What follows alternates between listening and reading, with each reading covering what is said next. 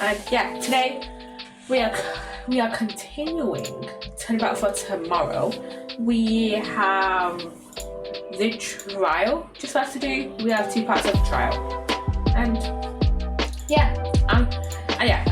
and the reason why stream is like 15 minutes later than usual, and I said this on Twitter, is because I was playing Phasma with my dad and a few of his mates, and it was pretty fun. My dad has like not really played Phasma before, so it's like kind of fun to kind of teach him the ways of Phasma. Given in mind I haven't played Phasma in about 6 months. Right, the last time I played was like in January, December, I think, with Ollie. So I have not played in a little while. And also, instead of Vimto this stream, I have chocolate milk.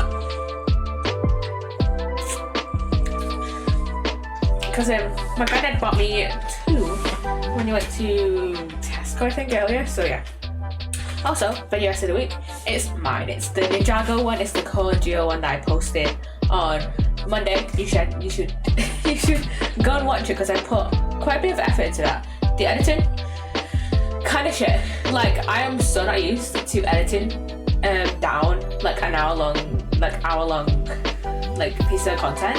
Because like putting in the clips wasn't the hardest part. It was just going through and catching like every time I restarted a sentence or just like kind of stuttered or like whatever. So yeah, that was like the hardest part of editing it out. And plus I'm not used to editing, like the video is 25 minutes. Usually the videos that I end up posting and like editing mainly are like less than a minute long on TikTok.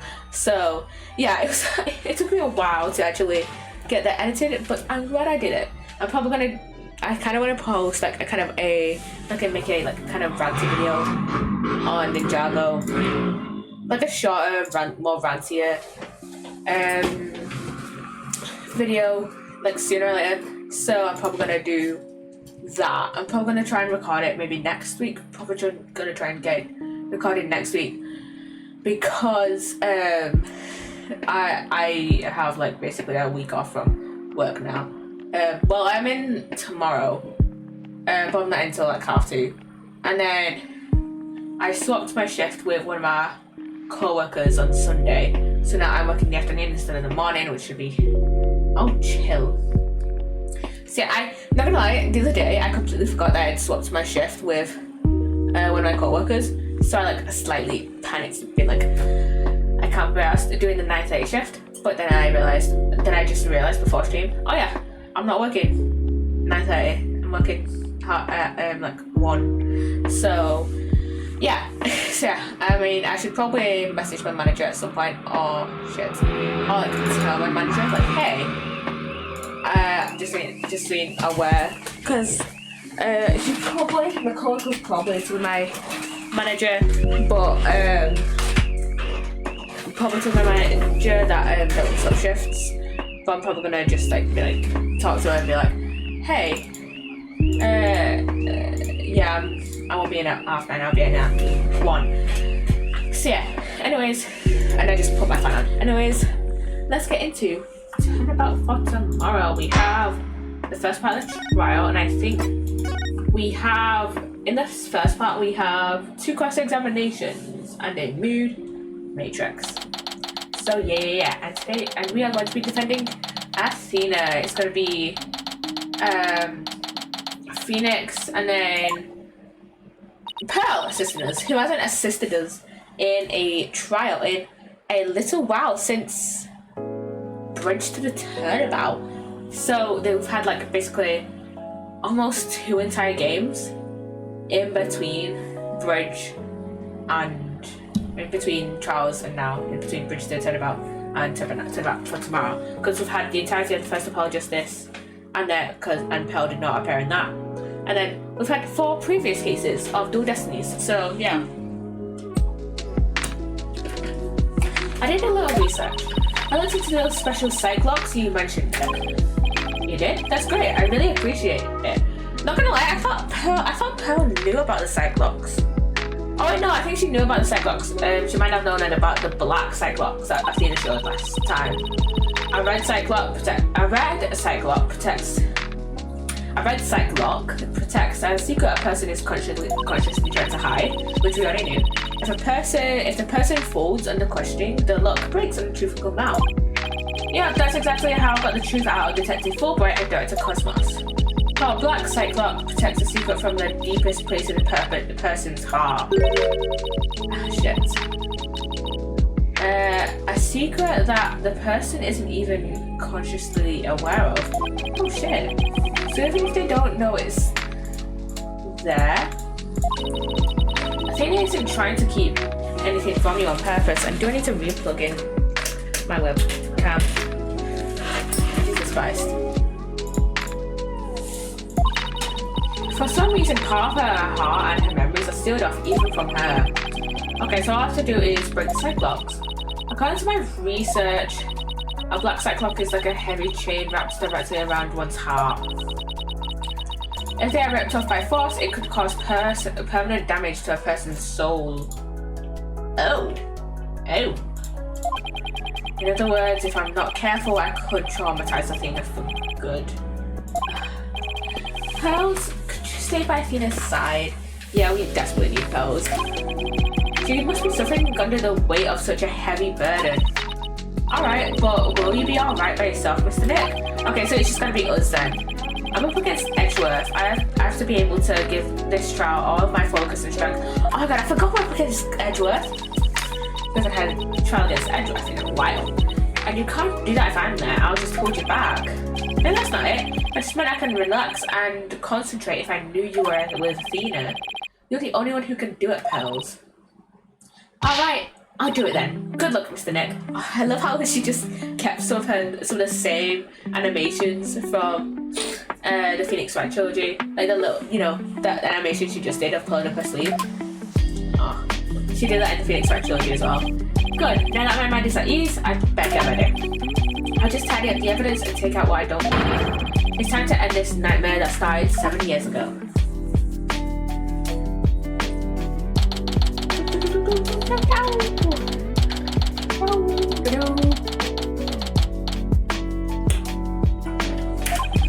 Defense, prosecution, and judge. There are even people in the gallery. The roof has been completely blown off and the walls have collapsed. Oh shit, we're in courtroom number 4, aren't we? Sometimes I just completely forget things from when we last played. So yeah, I completely forgot that we're in courtroom number 4. That was blown up in Countdown, like partway through Cosmic Turnabout. But today, this room is my battleground. And that's one of the robots that Aura made, isn't it? Cool. Or some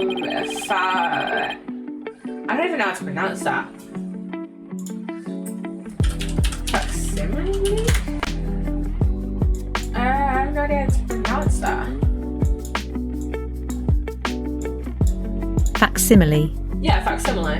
An exact copy, especially of printed material. Okay, so it's just something similar to a jury.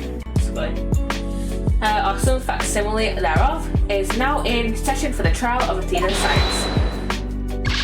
Now, facsimile, man, this is a proper official trial.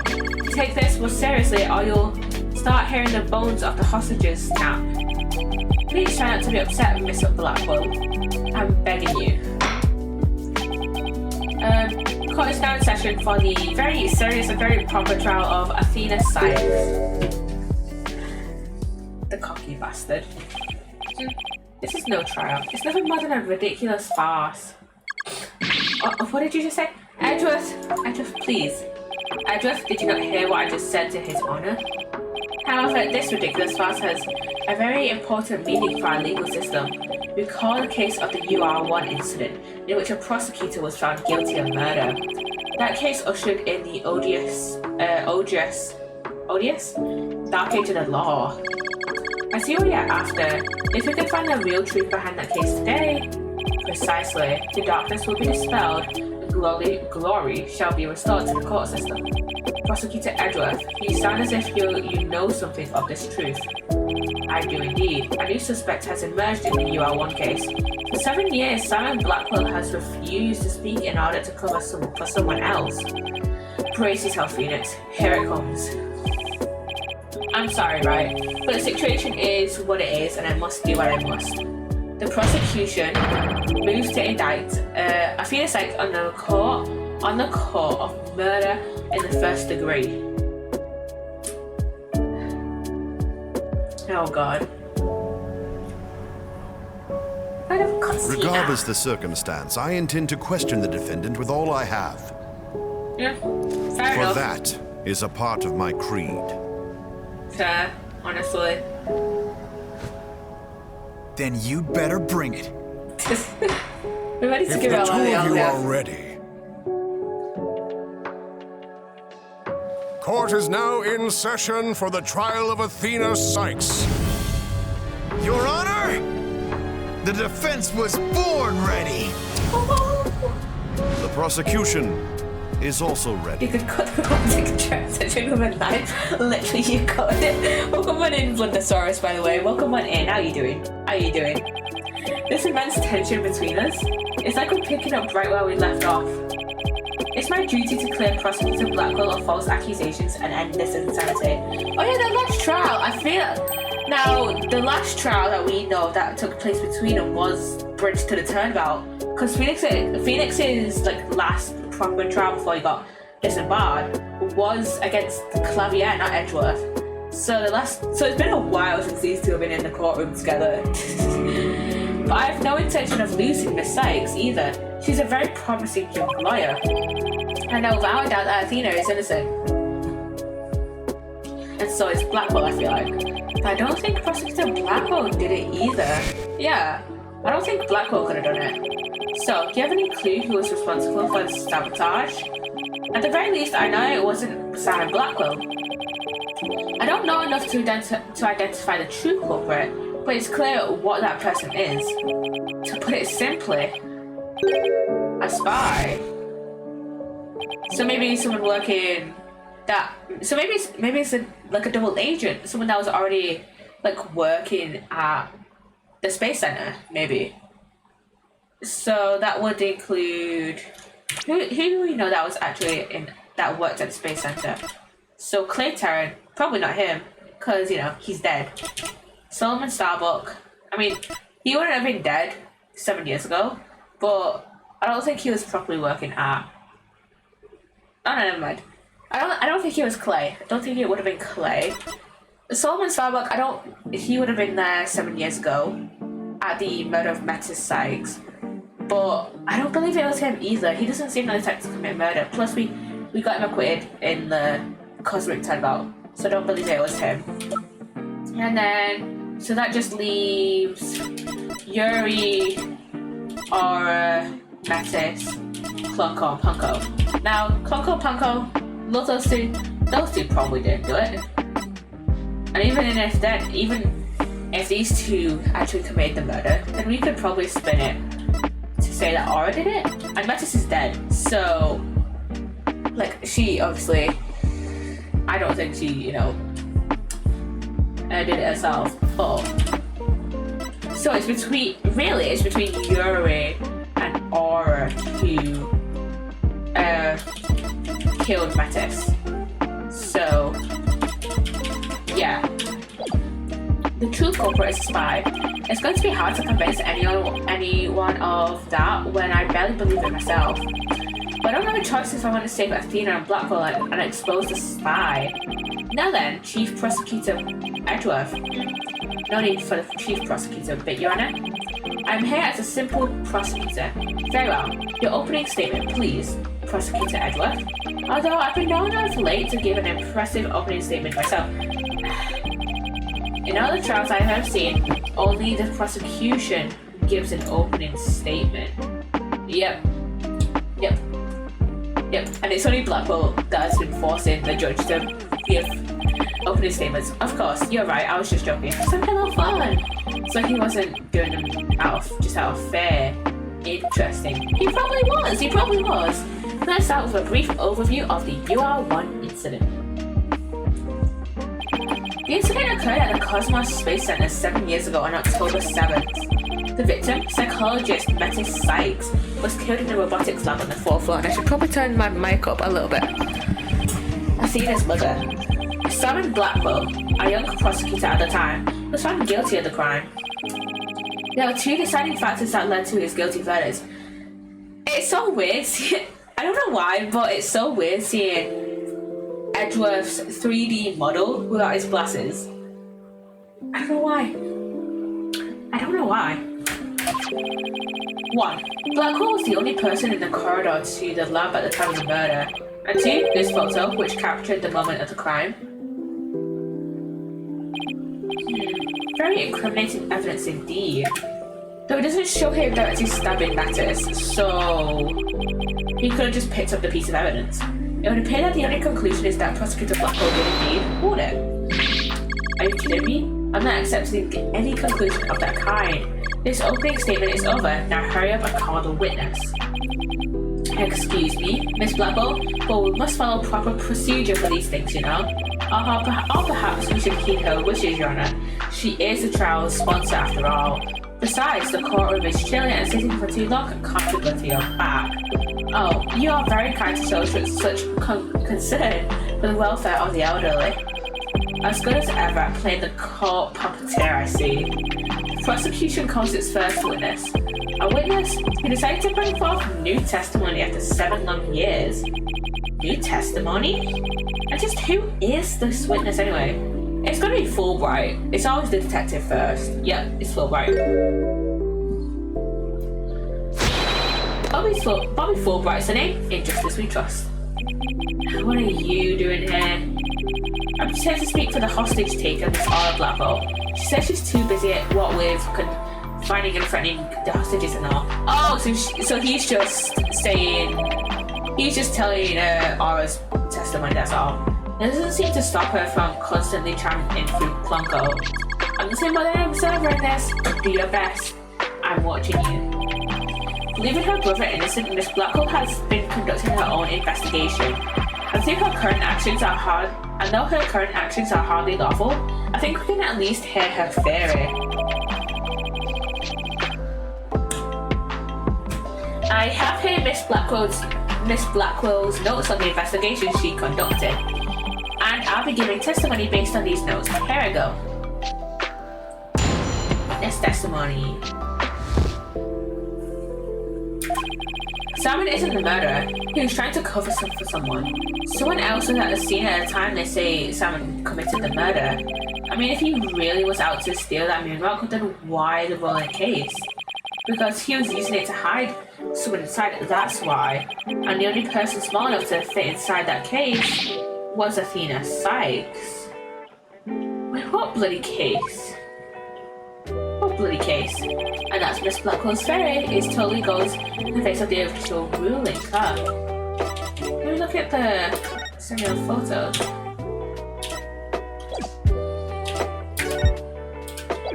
Let me see.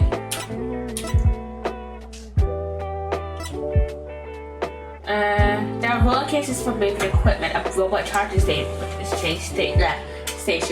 and a toolkit on the floor. So one of these. About the case she mentions, there were other rolling cases like that one in the lab. But they're not for traveling, they're apparently for moving parts and equipment. I vaguely remember seeing 3 cases, all of different sizes. Shit. At the last trial, they thought that Prosecutor Blackwell used the case to steal the rock. And they had a perfectly good reason to think that too. You see, there's a security camera in the corridor that leads to the robotics lab. Why is my webcam being like this? And that camera captured footage of Blackwell leaving the scene with the case. I can see why the footage helped to bring his trial to a quick end. It's very convincing, that's for sure.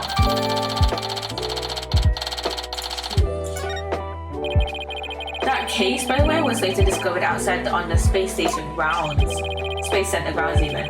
Speaking of after the incident, where was the defendant Athena Sykes found? She was found on the 5th floor of the Space Center in the Sykes family residence. Prosecutor Blackwell most likely brought her there after the incident. In addition, it is unknown where Miss Sykes was at the estimated time of death. Miss Sykes was too confused by the shock of her mother's death to give proper testimony, and there was no witness or evidence to tell us where she might have been. So what you're saying is Miss Sykes didn't have an alibi? That is what the evidence is saying, yes. I understand the reasoning behind the theory, but I'm far from convinced. The victim is the accused mother. Are you actually claiming an 11-year-old girl? Of course the girl had a very strong motive. Dr. Sykes was a psychologist who wrote many papers about speech and emotion. You're aware of Athena Sykes' special ability, aren't you, Your Honor? Are you referring to that therapy thing? Yeah, she's done it quite a few times in court. The ability to read emotions from speech and the subject of her mother's research. So I'm guessing in this game they're far more like aware of like kind of magic powers, I guess, than they were in the Phoenix Wright trilogy. Because it seemed like, I think in the Phoenix Wright trilogy, the judge was like way more surprised whenever Maya or Pearl would call upon Mia, for example, and that he only really started to get kind of used to it in Bridge to the Turnabout. Well, as long as it benefits society, I don't see any particular problem researching it. I don't like where this is heading. Not one bit.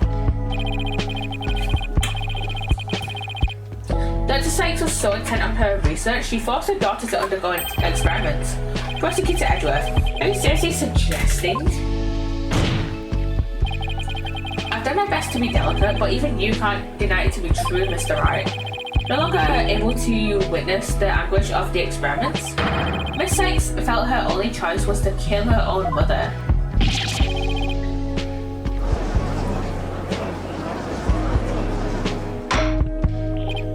Order in the court. What a tragic story. I hardly want to believe it myself. But we must proceed, Mr. Wright, if you could. Detective Fulbright, please refer to the notes. Okay, first we're gonna say while we do this cross-examination. I want to go through the evidence as well, just to like have a little refresher from Wednesday. So, come back on. So we have the space center diagram, we have the utility knife, we have the space center pamphlet, we have the hub capsule, we have the Hat 1 exhibit, with the picture of Colette with Calais Terran, Solomon Starbuck, Yuri Cosmos, Mara Blackwell, Metis Sykes, and Ponko. And then we have the Hat 1 launch imminent with the rock in the background and the katana that was supposedly used to kill Metis. And then we have the Hat 1 exhibit with the coat that Metis wore.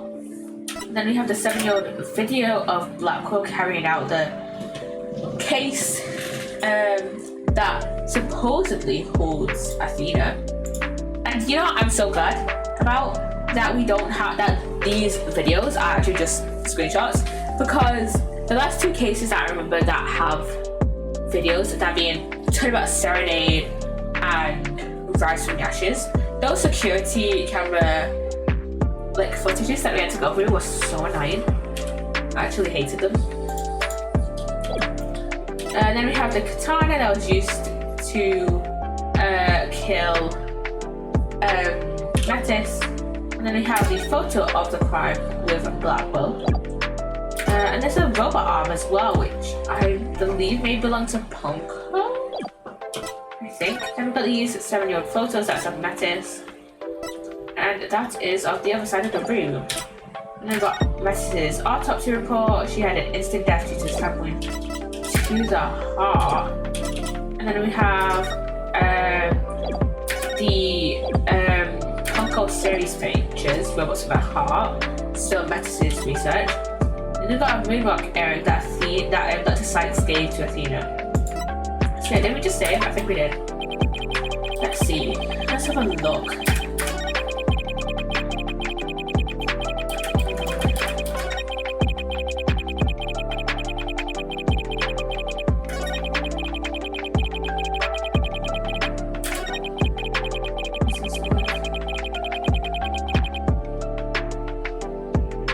I don't believe that the only person small enough was Athena to think that. There's nothing more than conjecture, and that is hardly the only possibility.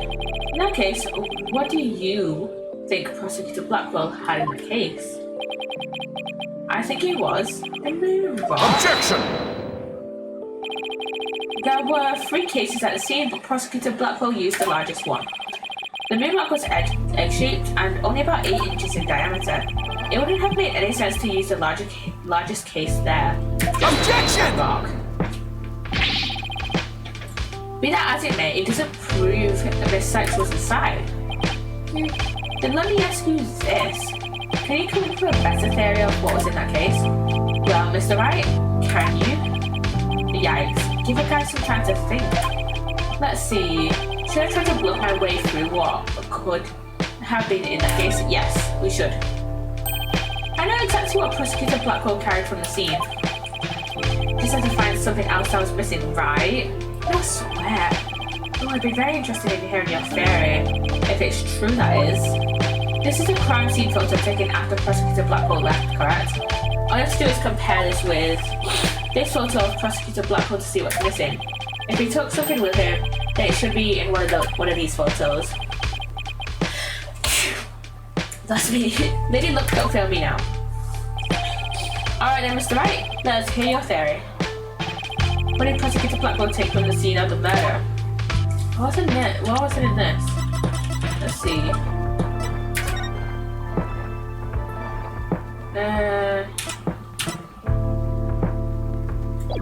The moon rock and this? The robot arm? Oh yeah, this wasn't in. Take that! Please notice that there is a robot part on top of the car in this photo. However, in this photo taken after the crime, the robot part is gone. In other words, this part is something that was taken from the scene of the crime. You do appear to be right. I don't see it in the second picture.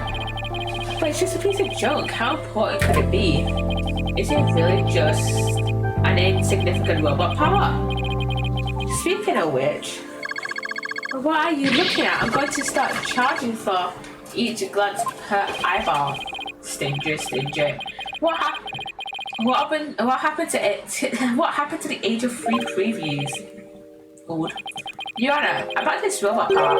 Doesn't it look like it could be an arm for that robot over that robot there? Oh, now you mention it, doesn't it? But the case is still too big to be practical for just the moon rock and a robot arm. But was it really just the one arm that was in there? If it wasn't Athena in that case, then maybe. I believe there's another robot at the scene that looks just like the one here. Your Honor, it is the defense's assertion that it was this other robot that was in the case. What? Yeah, it's probably Poco. Objection! We can't be certain that part belonged to a robot. Yeah, it looks like the arm of one before us, but it could be something else entirely. Besides, it's wrapped entirely in bandaging, making it difficult to verify what it was. I know for a fact that it is a robot arm. I can even tell which robot it belonged to just by looking at it. With this information, we can investigate whether it was there at the time or not. But Mr. Wright, I thought you were more of a technologically illiterate type. When did you become such an expert? I feel somehow abandoned. Not to worry, Your Honor, I still know next to nothing about machines. I know this piece of evidence proves which robot the arm belongs to. And is there anything that has a picture of... Oh yeah, this has a picture of Ponko in it. Take that! The robot in this picture is named Ponko. But take a look at Ponko's arm. It was Miss Sykes who bandaged it up like that. She must have thought that machines heal in the same way that people do. What an adorable, naive mistake. It reminds me of my own grandchild. The robot arm at the crime scene had the same bandaging wrapped around it. In other words, this robot arm could belong to none other than Ponko. I love the little phrase that Sonko is just stood on. Order in the court, order I say. Prosecutor Edgeworth, what do you have to say to this? I can see that the robot is about the same size as a child, but it cannot grab its knees and curl itself into a ball. Even if it was the largest of the cases, the robot couldn't have possibly fit in there. The case does come up to about mid-thigh of Prosecutor Blackwell. I see your point. The robot is much taller than that.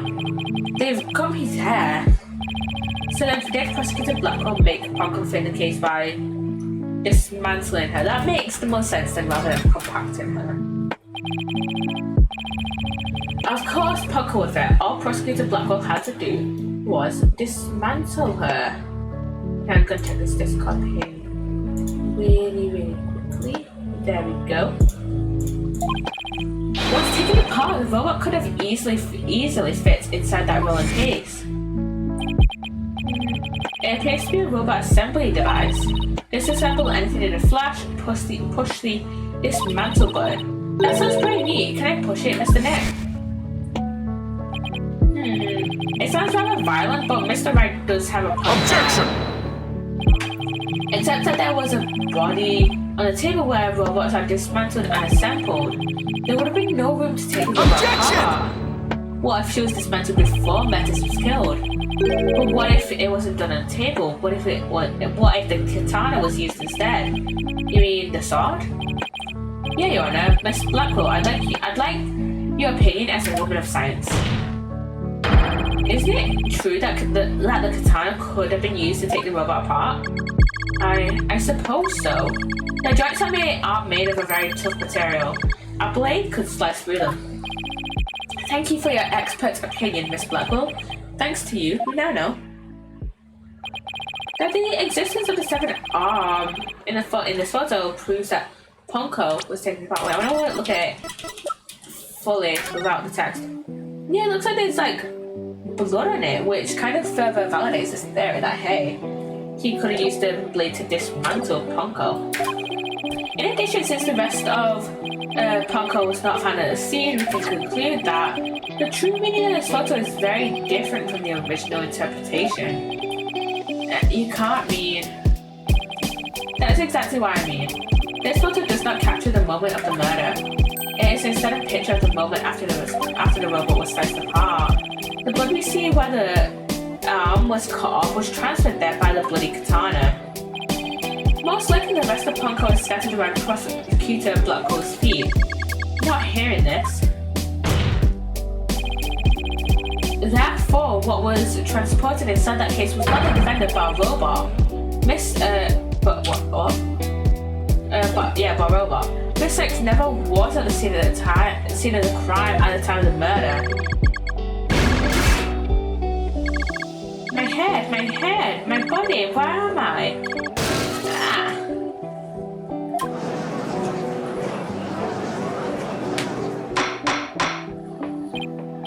Order in the court. It is true that Ponko was found in pieces after the murder, and I'll admit I repaired her myself afterwards. And that has been updated in the court record. Yeah, I'm finally making some progress. Hopefully I've gotten at least one step closer to proving both Athena and Prosecutor Blackwell innocent. Objection!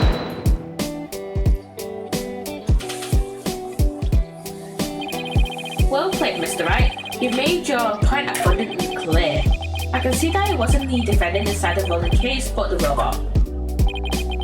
Alright, what's going on here? It's never good when he plays things this straight. Does the prosecution withdraw its claim that the defendant was carried from the scene? No, Your Honor, my claim hasn't changed. Objection! Yeah. Something's up. But Ponko and Miss Sykes couldn't have both been inside the case.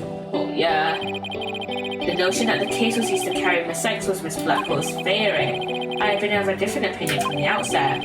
Now I finally have the opportunity to voice my theory. Thanks to the defense. Well, Edgeworth, he's been one step ahead of me this whole time, as he always is. In that case, how do you propose the defendant left the crime scene? Simple, the footage only shows Prosecutor Blackwell from behind. What's more, he's holding his arm in front of his body, as if he was holding something or someone. Let's have the evidence. I have proof. The circle Prosecutor Blackwell was wearing. The victim's blood was found on the front of it, and the stain has a slightly distinctive shape. A blood stain with a distinctive shape? Please continue, Prosecutor Edgeworth. 7 years ago, the defendant was known to constantly wear a certain item, of which there is only one in the world. A special pair of headphones made just for her. She always wore these big, heavy-looking headphones. She said her mother made them for her as part of her research. Analysis showed the bloodstain to be in the exact same shape as these headphones. In other words, this was no mere blood splatter. The blood went from the victim's body to the headphones and then was imprinted onto Prosecutor Blackwell's coat like a stamp. A most gruesome stamp indeed. Blackwell carried Miss Sykes, who had been hit by splatter, away from the crime scene. This proved that Athena Sykes was without question present at the crime scene, and that concludes the prosecution's argument. No. Order. If the defendant was indeed at the scene, it deepens the suspicion against Objection! her. We've also shown that the robot was there at the scene as well. I hope you're not making the ridiculous claim that a simple robot was the real murderer. I don't really think that, no, but you can't see the possibility isn't there. Detective Fulbright, was the robot questioned at the time? No, I don't see any record of it. I believe it was considered unrelated to the case. But as it turned out, the robot was actually integrally related. Your Honor, the defense would like to call Pomco to the stand. Our robot witness?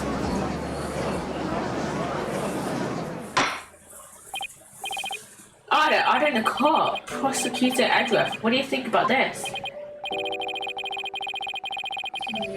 Mr. Whitehead has called all manner of witnesses to the stand over the years, so why not a robot? Nothing surprises me anymore. I mean, he did call a parrot to the stand and tell about goodbyes, so why not a robot? Why not? Yes, very well. I will allow the witness. Bailiff, please summon the robot named Pomco. Witness, please state your name and occupation. My name is not Witness. My name is Pomco. Yes, I realize that, but when you are at the witness stand, you are the witness. No, I'm not. I'm Pomco. Say it with me.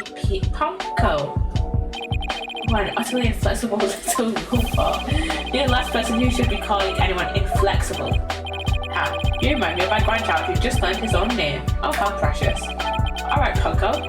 I'm going to ask you some questions. Questions? You have questions? Hooray! What are your questions? I want to know if you were there at the scene of the murder of Mrs. Sykes. It was 7 years ago on the 7th of October around 2 p.m. in the robotics lab. Certainly. Just one moment. Searching data. Search complete.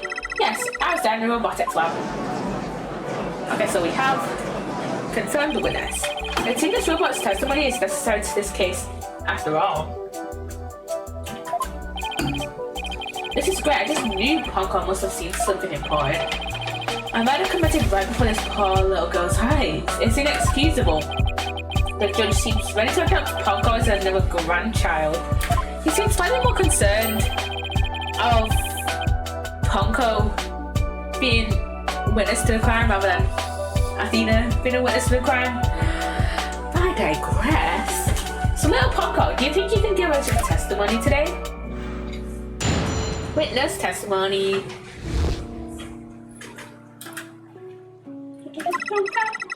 I went to the robotics lab at about 2 p.m. for my regular recharge.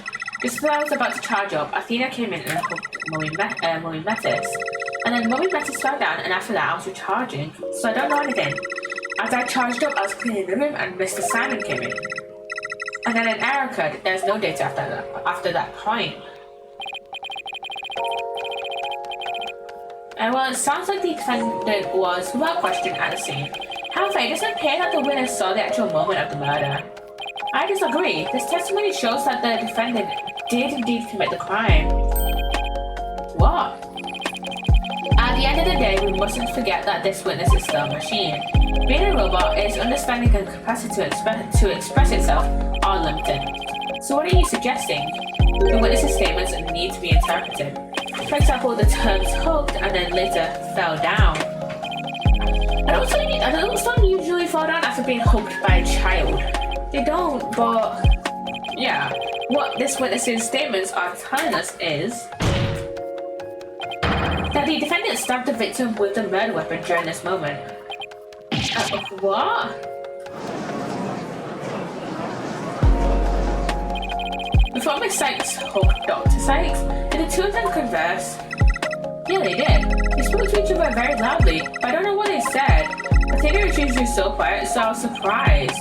Spoke very loudly. We can interpret this to mean that they argued.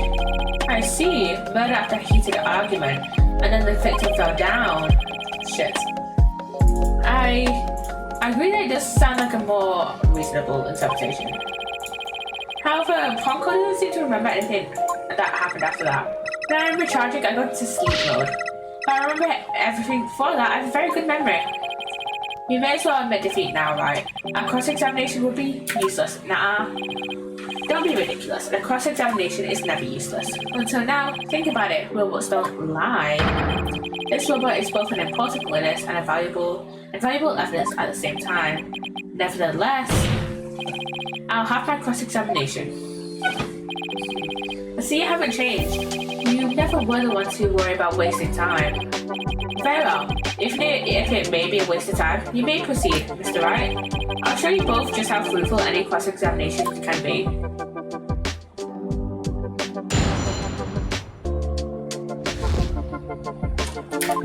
We need to save first.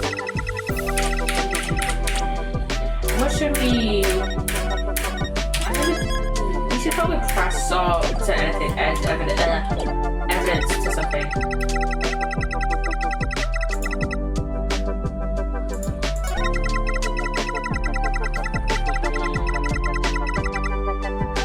Hold it!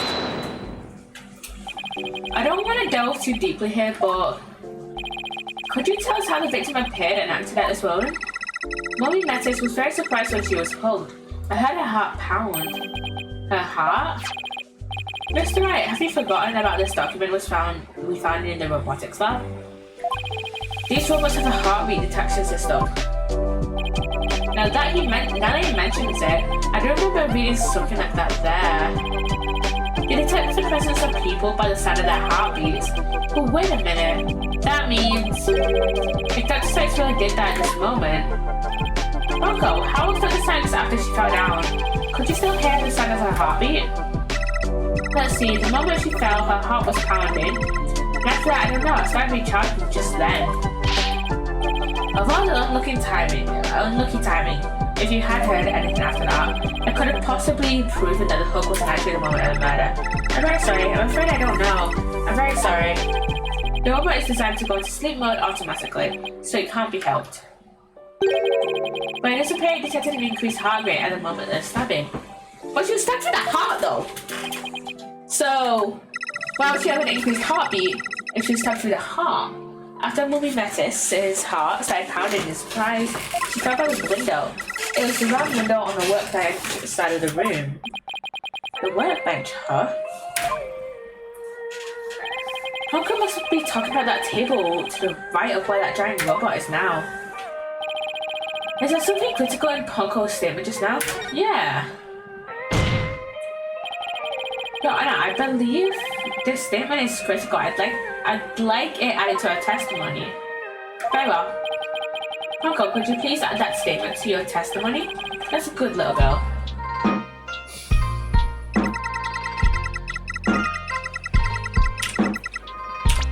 Okay, so on the workbench side of the room. Okay, so I feel like we don't necessarily need the autopsy report on that one, but it is weird that, first of all, she was stabbed through the heart, so why would she have an increased heartbeat after being stabbed in the heart? I don't understand the science behind that. But also, she was found on the operating table, not Objection! the workbench side of the room. She was found on the opposite side of the room. Ponko, your statement may have just inspired a breakthrough. I was helpful? Hooray, I'm so happy. Just to be sure, let's go over it again, okay? The victim fell near the window on the workbench side of the room. However, was found on the opposite side of the room. Her body was discovered on the operating table, but the operating table and the workbench are two different locations. Exactly, Yana. We've just learned a new crucial fact. What could explain the two different locations of her body? I'll tell you what. The victim was moved. An 11-year-old girl couldn't have moved the heavy body of an adult. So the only explanation is that the victim walked to the operating table herself. In other words, what Parker observed near the workbench couldn't possibly have been the moment of the murder.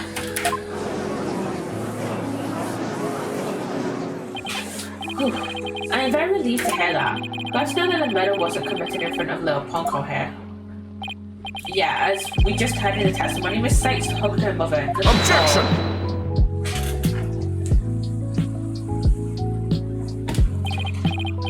Right. It's been 8 years, but it's still just as green as ever. Green? But I can't recall ever seeing Mr. Wright in anything but a blue suit. Hey, blue's my favorite color. What can I say? If the defendant could have moved the body herself, she could have had it moved for her. Moved for her? But Miss Sykes and Dr. Sykes were the only ones there. I agree. Since this robot is equipped with a heartbeat detection system, it would have been aware of another person's presence if someone else had been there. We can therefore conclude that the defendant and the victim were the only ones present. Then who do you suggest moved the body? Don't you know it's in the nature of a robot to help people do things? Miss Panko, allow me to ask you a question, Ponko. My name is Ponko. Say it with me. Ponko. I believe you said you were cleaning after Dr. Sykes fell down. You just happened to move something large onto the operating table? Yeah, I did. Tina asked me to. Tina asked you to? And what did you move, little Ponko?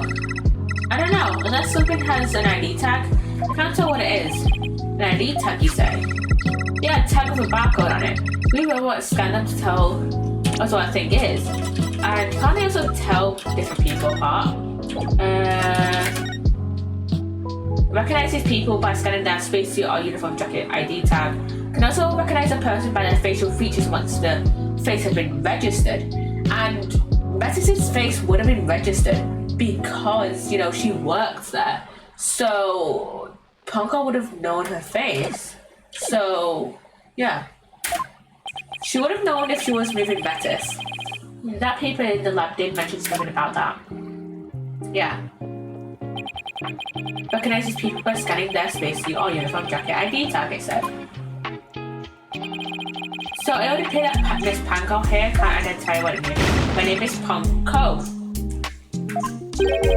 But we humans have the power to imagine what it was, do we not? We do? Well, I do at the very least. Miss Panko, on the defendant's command, moved the body onto the operating table.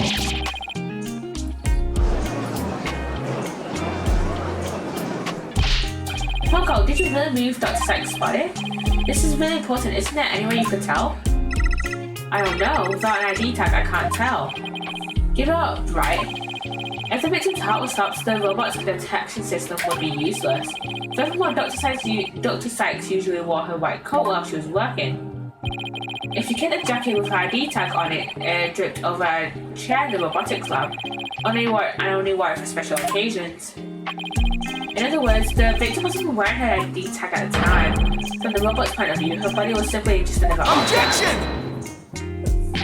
Facial recognition. But Ponko is equipped with a facial recognition system. Yes, that's what I've been saying. If she really did move the victim, she would have recognized the body as Dr. Sykes. But she didn't, so that means... Objection! A face can easily be covered with a piece of cloth, a mask, or anything else for that matter. With her facial features hidden, the robot wouldn't be able to tell it was Dr. Sykes. He's right. But wouldn't... But... Let me look. Let me show you guys. But his mother, Metis, wasn't wearing a mask in the photo. Oh, wait, there's a piece of paper right there.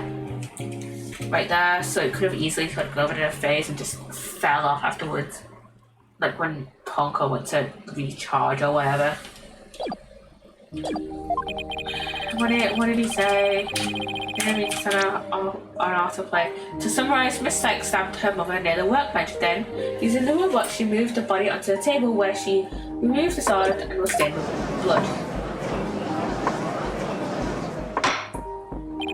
Harder. But if that's the case, then I have a question. Why did the defendant move the body to the operating table in the first place? You want a reason? Very well. What? You can't possibly have an explanation. Your emotions blind you to the truth. You could learn a lot from our robot friends. Calm and rational thought will open your eyes to the truth in front of you, Mr. Wright. Now then, do you remember the operating table's one special feature? I believe I read that robots can be assembled and disassembled there. Is that right? That's right, and to the defendant, he was just a child at the time. The table was like a magic box that could make robots appear or disappear in seconds. But in the end, my mum just put her on the operating table and fixed her in a flash. I was so impressed with what my mum did. I even asked her if she would put me on the table and fix me if I ever got hurt. It looked just like magic to me what she could do. You can't possibly be suggesting this young sheltered girl had a difficult time distinguishing robots from people. But take a look at Punko's arm. It was Miss Sykes who bandaged it up like that. She must have told the machines healed in the same way that people do. What a double naive mistake. It reminds me of my own grandchild. No way. I refuse to believe it. Miss Sykes made a childish and naive and cruel mistake. She thought that if a robot could be dismantled and vanished without a trace. Prosecutor Edgeworth, if you're about to claim what I think you are, I demand that you word it as delicately as you can. With all due respect, Your Honor, all I can do is present the truth as it stands. The reason the defendant moved the victim's body to the operating table. Hold it! Now, don't say another word, just stop. Was to dismantle the evidence so that she could get away from her crime. That can't be true.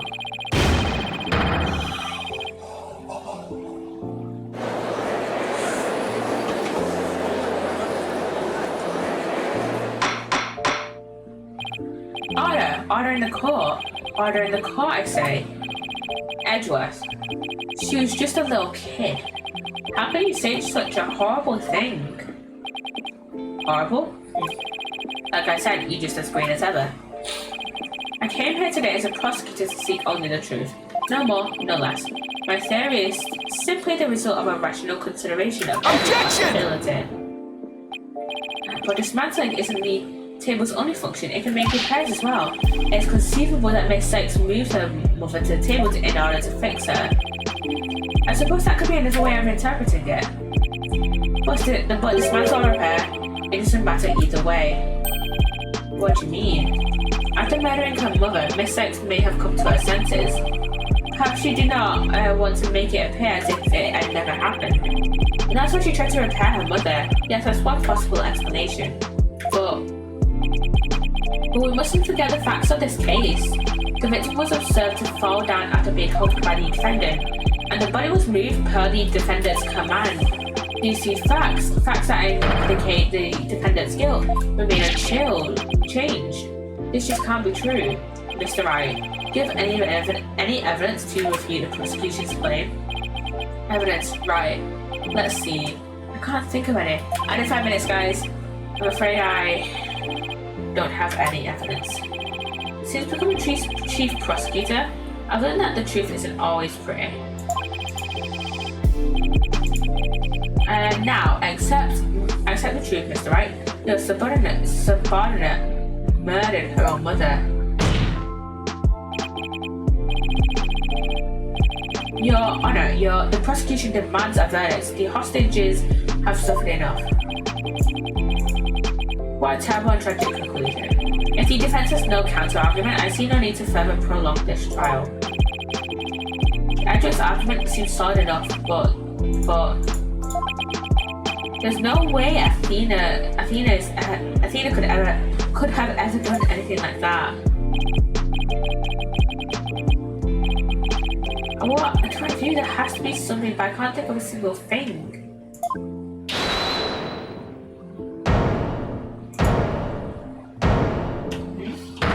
Blackwell. Prosecutor Blackwell.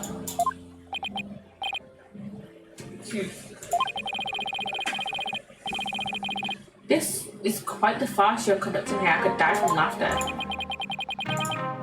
Prosecutor Blackwell, what are you talking about? What I'm talking about is that your argument is based on an entirely false premises. Go on, we're listening. Could this be the miracle I need? But what is Prosecutor Blackwell trying to pull here? 7 years. For 7 long years. This case has been on my mind. Not for an instant did I not think of it.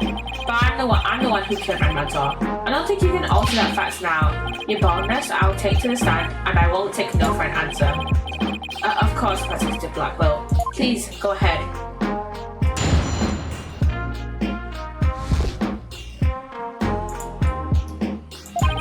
I went to the Cosmos Space Center with the intention of killing Dr. Sykes. But when I got to the robotics lab, I found Athena there instead. I would not be swayed from my purpose, so I waited for Dr. Sykes to return. And then I committed the act. How cathartic it was. But little Pongo here witnessed the victim falling. In other Objection! words, I don't need any of your other words, old man. I can guess what happened. Which would be, she fell means she fell, merely that. A mother and child fooling around. Perhaps she tripped. No lie matters, when I entered the lab there was no trace of Dr. Sykes to be seen. There was no dead body either, of course, meaning she must have left the room.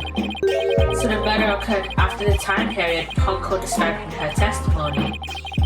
You should hardly take stock in the words of the toy.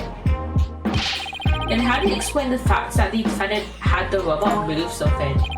Athena was always tinkering with robots on the operating table to amuse herself, and she always had Ponko move the heavy ones for her. That day was no different. Ponko moved that heavy robot for Athena. This is awful. What he's saying seems to make sense, and yet... Objection! Prosecutor Blackwell, are you trying even now to turn away from the truth? Don't you realize we could bring the Dark Age of the law to a close today? You expect too much from me. I'm just a murderer beyond redemption. Why don't you let me go so I can settle down into hell? Well, your execution date is tomorrow. We don't want you wrongly executed. Prosecutor Blackwell's execution is tomorrow. If the truth doesn't come out now, it's all over. Are you saying that the little girl and the robot had nothing to do with her murder? That's right, so let's hear your verdict. There will be no verdict right now. If we were to hurry, I might miss the ferry across the sticks.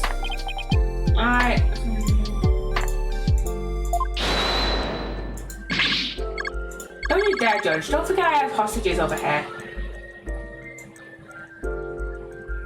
I'm just trying some stuff out. And Simon, how long are you going to cover for her? Miss Blackwell. Forgive me, Ara. I never wanted you to do anything like this for me. But you agreed to this trial. If you have a counter-argument, then present your evidence. That's the rule of the courtroom. Isn't that right, Chief Prosecutor? Blackwell. You selfish. I understand you, by the way. Well, to be frank, I don't like this, but it's my duty to make a decision. If no one has a counter-argument, I will announce my verdict. Is this really happening? Is it really going to end just like it did 7 years ago? I wanted to do it so bad. Even now, I want to fly out here and go save him. No, I can't tell her. But how can I lie to Athena? If I can't prove Prosecutor Blackwell's innocence in this trial, I don't think Athena will ever forgive me. I can't let this happen. But I just don't have the evidence to counter Prosecutor Blackwell's testimony. Moon Matrix? Moon Matrix, anyone? Moon Matrix? Moon Matrix, anyone? Athena! Athena! What are you? Are you feeling okay? I can hear it. I can hear And the edit just started. Just as we were about to start not the witness testimony, we just did the witness testimony. The Moon Matrix. Yeah. Psssttt. I don't like continuing on with like a lot of the story stuff when it's like when I'm playing like a story-based game. Like if it's like Minecraft and I'm just like mining or building or whatever, I'll probably continue like building or like, materials or whatever. But like if it's like, you know, Ace Attorney, then it's like I'm gonna wait until the ad is over because it's, you know, very story focused. It's a very story focused game. Well, Minecraft is, you know, isn't. So yeah. And when everyone should be coming back from the ad now, welcome back from the ad. I can hear it. I can hear the voice of his heart. He's hiding something. If it really is, I can show you something that's out here. Her power might just be the thing to get us. Objection! Sakes, don't know. No need for you to chime in here. Just accept that you're innocent.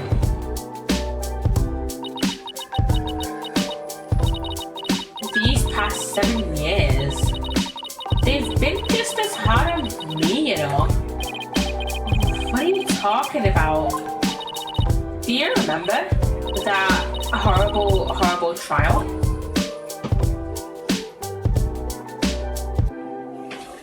Please, you have to listen to me. He didn't kill her. His heart is screaming that if he didn't kill her. Even now, every time I stand in a courtroom, it comes back to haunt me.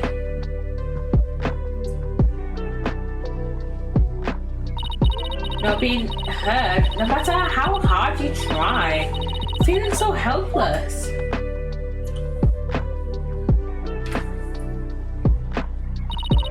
Caught in people's stares, so scared that it feels like your chest is in a vice. I'm terrified of courtrooms. I want to run out of that door even now. Then why become a lawyer then? And yet you find a way to keep your face at bay and become a lawyer. Thanks. That's because one day I came to realize that I had to fight. I couldn't give up. I exercised hard and I studied hard. I wanted to become the strongest lawyer I could be. This day has finally come. The day I've been looking forward to with all my heart. This is why I became a lawyer. This is why I studied psychology. It was all to save you from this false conviction. But Miss Sykes, do you realize what it would mean? You are the accused after all. If you prove Prosecutor Blackwell innocent, then the only thing that matters is the truth. It's my duty to find out what the truth is. And I'm checking this Discord notifications.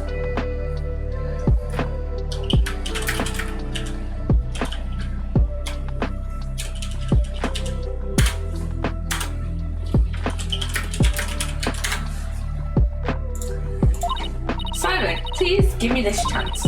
The chance to shake off this fear that's been with me for 7 years and to face the truth. I'm turning on my music up a little bit. Yeah. Athena's been so brave confronting her past like this.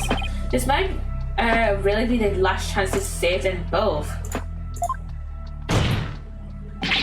Prosecutor Blackwell, please testify one more time about the incident 7 years ago. Fine, but your efforts will be in vain. For I am not a man who can be cut down easily. Here we go, Simon. Let me hear the voice of your heart. Let's go.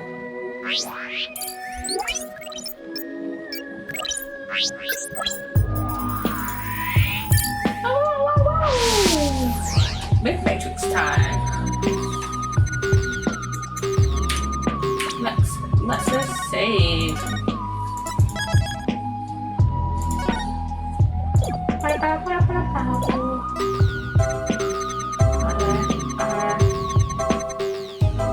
are you happy about that?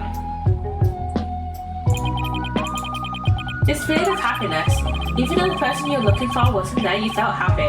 Why is that? simple. When I was looking for Athena and hadn't found her yet, I grew worried. So when I saw her in the robotics lab, I was happily relieved. Nearly that. Oh, his noise went down to 40, jeez. That went down a lot. Just now you said that you went to the space center to kill Dr. Sykes. The first thing you did was look for a daughter instead. I had no intention of harming Athena, so I wanted to confirm that she was safe first. It was just about my plan. Nothing contradictory about that. If I'm gonna find an inconsistency, he cuts it down. Simon knows the principles of analytical psychology. There's less noise now, but I don't see any instabilities we can latch onto. I was afraid of that. We just have to keep chipping away at him, then, bit by bit. Could you update his testimony, Athena? You've got it, boss.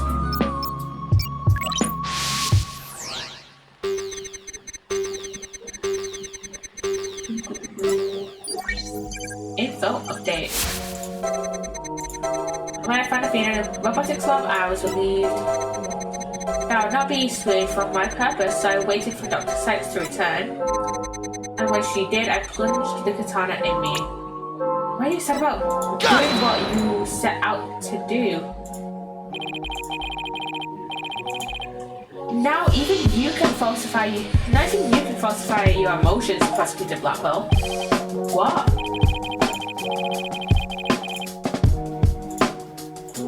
And when you said that you killed Dr. Sykes in your testimony, you felt a sadness.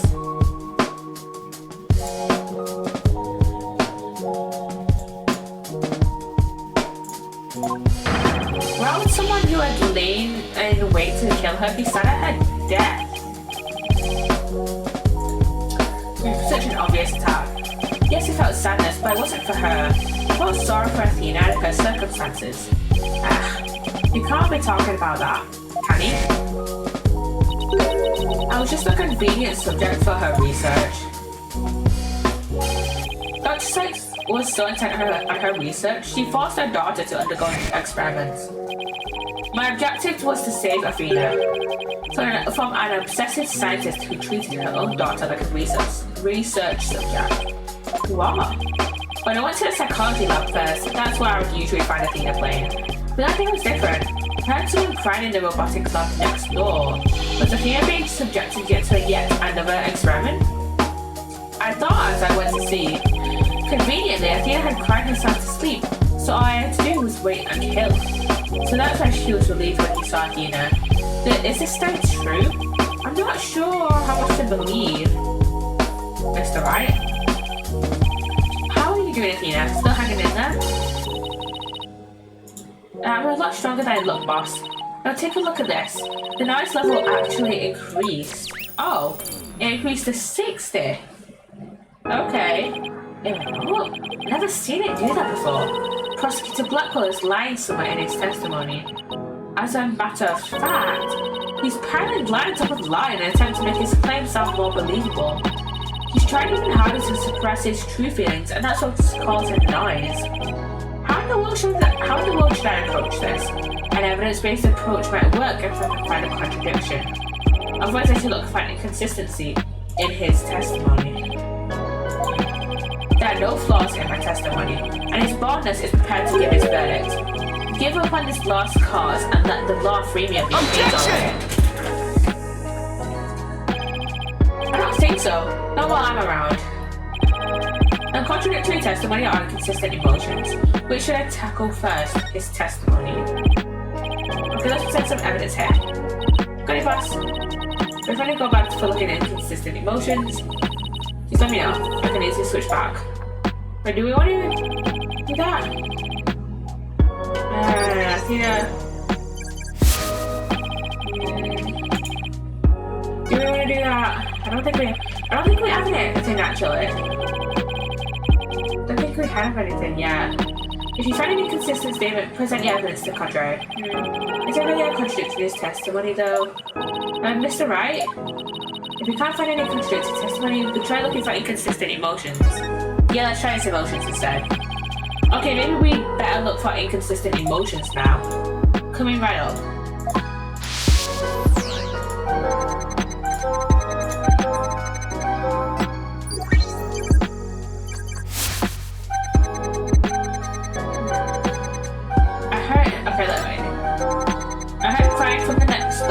course I was worried. I hurried over and opened the door to the robotics lab. Why are you surprised about what you saw? How odd. Why would you register surprise at opening the door to a lab? Alright, fine. I'll explain if I must. What surprised me was Ponko. That toy figure attacked me. Dr. Sykes knew full well my plan to rescue Athena. But she couldn't stand guard over her daughter 24 hours a day. So Dr. Sykes had Ponko do it? That's right, she ordered Ponko to forcibly remove me on sight. So I slashed Ponko up with the katana that was there in this lab. That reptile puppet wasn't worth of that fine blade. Mr. Right, it's happening again. There's even more noise now. Oh, it's got back up to 100.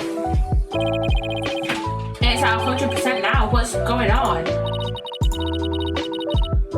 Whenever we find an opening, he covers it up with lies. We'll never get rid of the noise at this rate. It's been hard to keep telling coherent lies like that.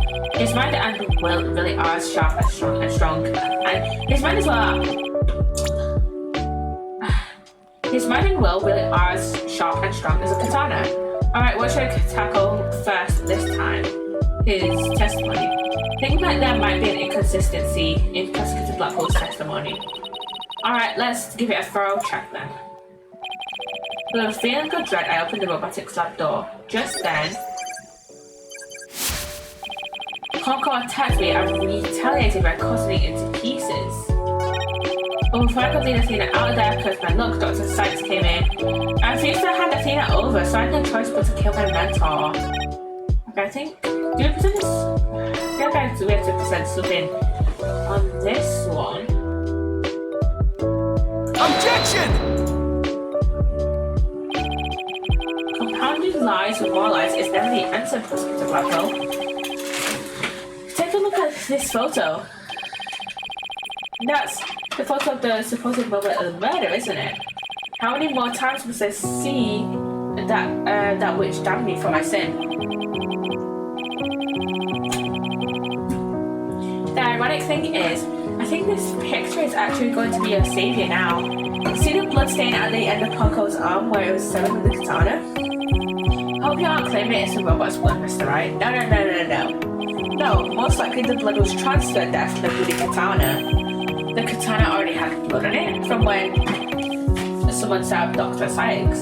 So then it must have been the victim's blood. That's right. But if that's the case, we've found a glaring inconsistency.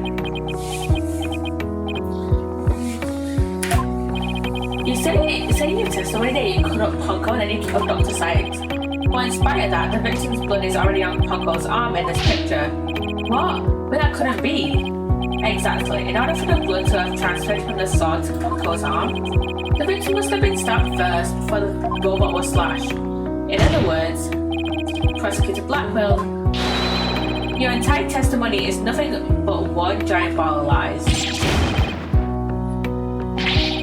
Tell the court the truth, Prosecutor Blackwell. Now. You have no idea what you're doing. His voice, there's so much discord. I'm hearing not just one or two, but a bunch of rampaging emotions here. It's hard to describe. It's like a violent whirlpool or something. Phoenix Wright, you will pay for this. Never have I been forced to reveal so much, but the rest I'll take to my grave. Prosecutor Blackwell, you are on the witness stand. You are obligated to tell the truth. Isn't that the rule of the courtroom? All of these complex emotions, they seem to be flowing from one source. I think whatever he really saw today is what's causing these feelings. Oh, okay. Overwhelming feelings much? Overwhelming fucking widget, man. Following the sound of crying, I opened the door and then I saw that terrible scene. But before I could lead Athena out of that call, curse my luck, Dr. Sykes came in. I had no choice but to kill my mentor. Bro. Athena? Got it! Maybe? you opened the door and saw Athena, you became overwhelmed by your emotions. Discarding the eye. I'm gonna check. Oh shit, yeah, I forgot about this. My June clip compilation literally just got scheduled out. Isn't that right, Professor? Not Professor, Prosecutor. You should know better.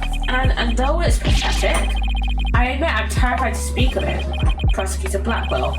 Miss Sykes is innocent. I'll always believe that with all my heart. Now, can't you find it within yourself to believe in me too? Athena is innocent, huh? Can you honestly say you believe that to be true? Right, Donna? I'll give you my word. Now tell me what you really saw when you opened that door. Curse you, Phoenix, right?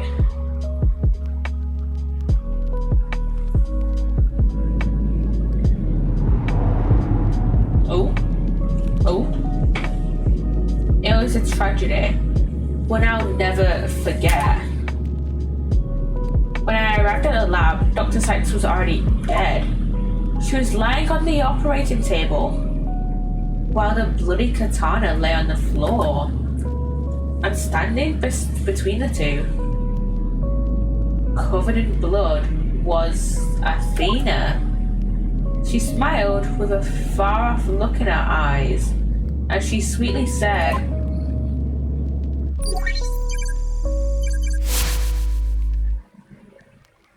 "Oh, that's kind of creepy. That's kind of creepy. Something's wrong with Mum. So I'm taking her apart to fix her." Oh.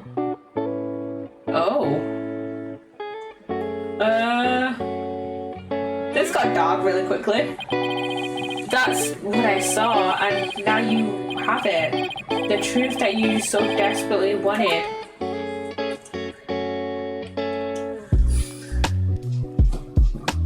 That's kind of creepy. No. Prosecutor Blackwell finally tells the truth. And this is what it is? It's beyond devastating. I tried to take my mother apart.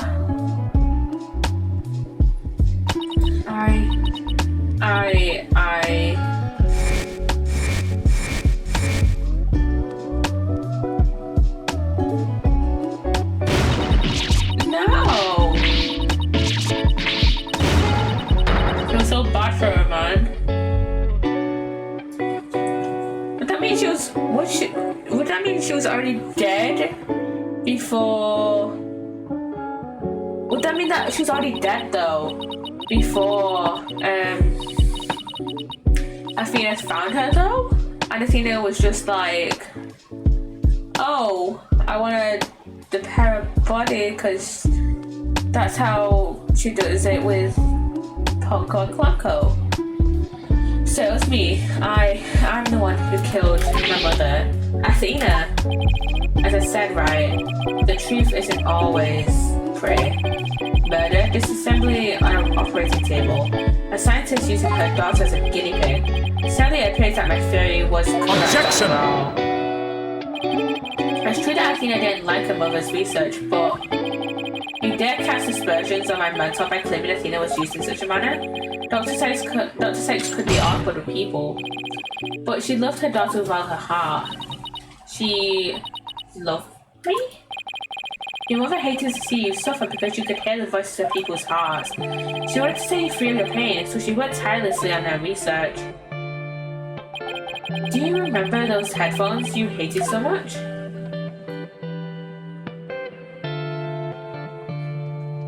Those ones, yeah. My head hurt every time I wore them. No, Athena. It's just the opposite. They emitted sound waves to nullify emotional input from the voices of the people around you. Your power was much stronger then than it is now. And those headphones were what enabled you to carry on your everyday life. No, that can't be true. Then why would I have done something like that to somebody who loved me so much? Her love for you was real. That I can guarantee. That's what I knew. That what happened had to be some kind of mistake. I couldn't let you be punished for it. So you took the blame yourself?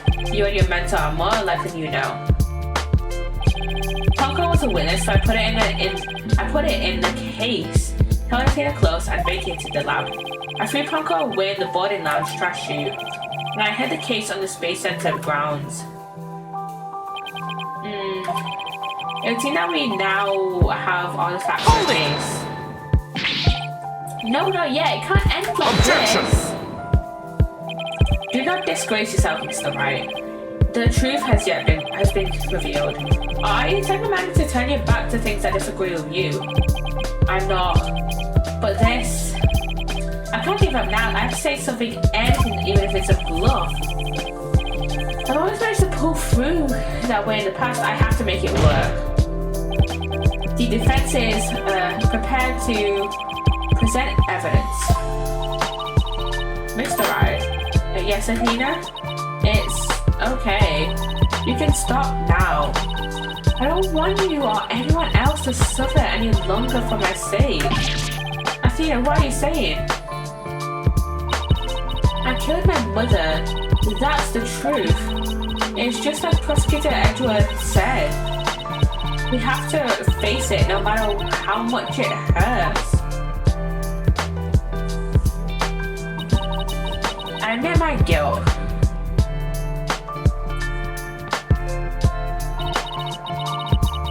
But could I please be granted just one chance to tell everyone what I recall?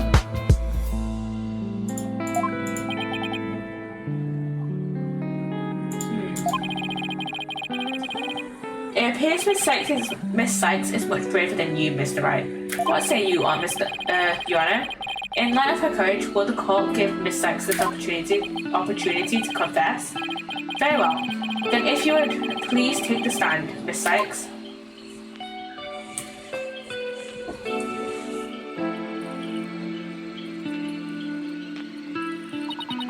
Thank you for letting me do this, Prosecutor Edgeworth. And thank you, Mr. Wright and Prosecutor Blackwell, for letting the truth be known. Now we can finally move forward, and everyone's suffering can come to an end. Athena! Prosecutor Blackwell will be cleared and the Dark Age of the Law can come to an end. Yes, I admit your guilt and bring everything to its conclusion. I killed my mother. My memory is still a little hazy, but there's no question I remember it. I remember the weight of the weapon in my hands and the feeling of it stabbing in deep. And I remember the warmth of her blood as it flowed down the handle onto my fingertips, onto my fingers. Your Honor, please find me guilty. I dare say, these are all memories that no one but the murderer would have. I see. Thank you for your confession. I believe this trial's gone on long enough, but before we conclude, does anyone have a counter-argument? Right, well, we have to. Objection! We have to make Athena not guilty. Let's get an innocent verdict for her. I do, Your Honor. Mr. Wright? Well, Mr. Wright, why? I killed her. I can remember it now. Any counter-argument now is pointless. Objection! You were probably coerced into it by Edgeworth, let's be honest. Don't tell me you've forgotten one of the basic tenets of lawyering. Always believing the client to the bitter end. Athena, you are not a murderer. I said that you never changed, but could you have actually regressed in these 8 years? I won't stand for your childish emotionalism getting in the way of the truth. Emotionalism? Don't mention me on the matters of the heart, Edgeworth, because I can see straight into a person's soul.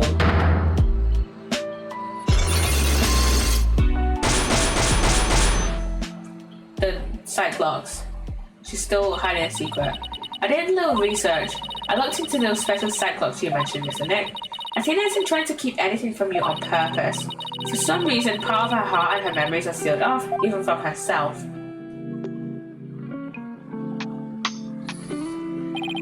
There's still a chance, somewhere deep in Athena's heart.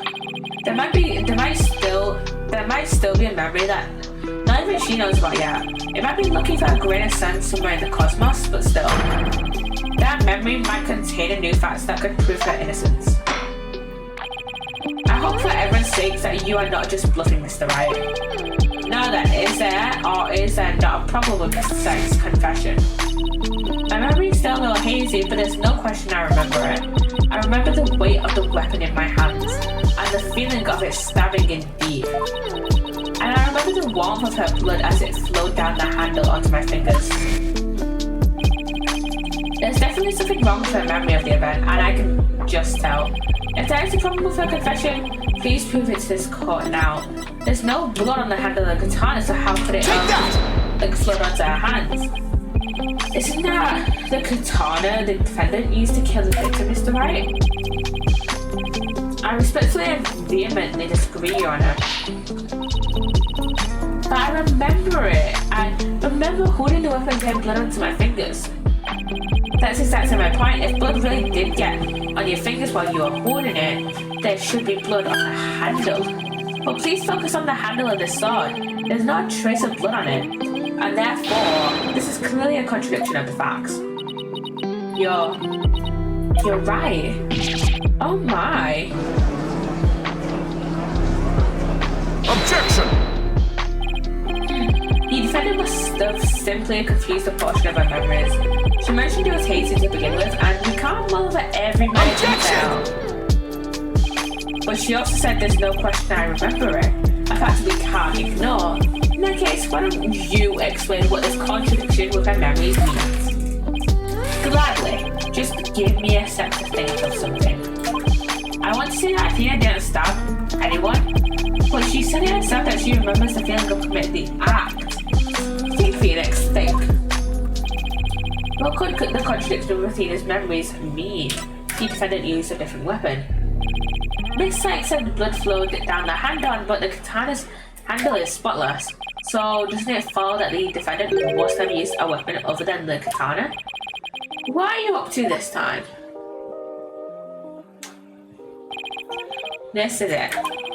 This time I found just the thing to end Athena's nightmare for good. The weapon that took Dr. Sykes' life was the katana. That much is for sure. So if I can show a possibility that Athena didn't use the katana, it could help me prove her innocent. A different weapon, you say? What weapon would that be exactly? Right, of course you would ask that. I can see you're floundering, Mr. Wright. Did you speak without thinking again as always? How does he do that? By calming back down, not here, not now. That's right, I did. Because it's so obvious it doesn't require any thought. What did you say? Okay, so maybe that was an exaggeration, but there has to be something. Was there some other bladed weapon in the robotics lab that day? Maybe there's something in one of the crime scene photos. Wait a minute, there is something. There's a high probability that was in the lab. I don't have that particular weapon on here in evidence right now, but I do have a piece of evidence just like it. Other than the katana, this is another blade that may have been at the crime scene. The only one that I can think of is the utility knife, and that's the only other weapon that we kind of have. But that's the murder weapon. I crossed off, but that's the murder weapon in the Clayton Tarrant case. Yes, this is the knife that took Mr. Tarrant's life. But there must have been a knife just like this I had seen some years ago as well. Toolkits contain utility knives like this one are issued to Space Center employees, and a robotics lab especially would naturally have one of these around.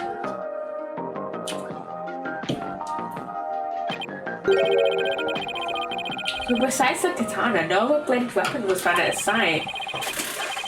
Is any investigation report? Objection! Of course I knew that.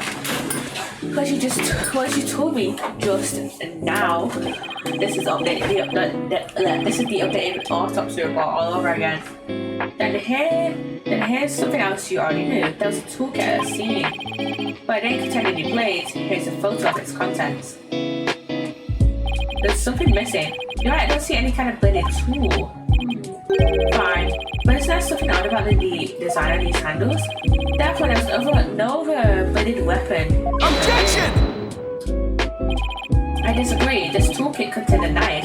And what proof do you have of that?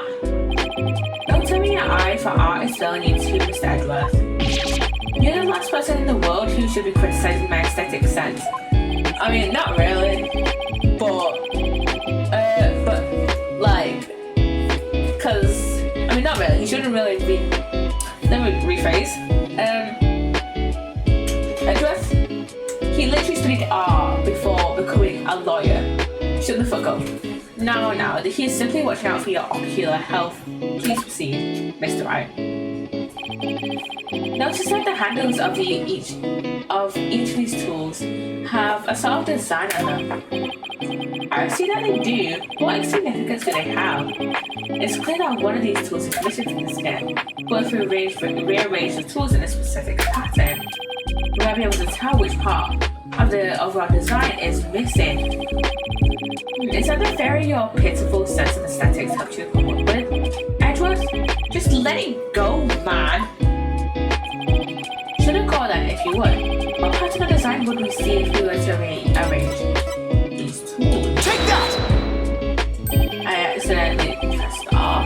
I wanted to decide this is supposed to represent the GYAXA logo, you know? It's on all of the expensive documents and pamphlets. But it was right, I guess. Okay, it was right. As you're aware, GYAXA is the program that operates the Cosmos Space Center. Look at how brightly the GYAXA, the GYAXA logo shines in the sunlight above the entranceway. I really think the stars and rocket motif is going. GYAXA, huh? Isn't that the new name of the Federal Space R&D program? I think I see it now, but yeah, with just the tools shown in this photo, the A is missing. The red A part of the logo is missing, and this is where the red weapon from the Terran case comes into play. If we were to place the utility knight in the open slot, it would complete the GYAXA logo. It would, then that means, I admit it, Mr. Edgeworth, my aesthetic sense is keener than yours. And while you're at it, I admit that the weapon Miss Sykes used could have been this one. Now, come on, dude. Order in the court. Miss Sykes confessed to having a memory of stabbing the victim. Admittingly, Miss Sykes most likely did stab someone using the utility knife. However, the weapon used to kill Dr. Sykes was a katana. Therefore, the act of stabbing that Miss Sykes remembers couldn't be that of Dr. Sykes. Very well. Let's suppose for a minute that Miss Sykes did use the utility knife. Tell me, how does that change anything?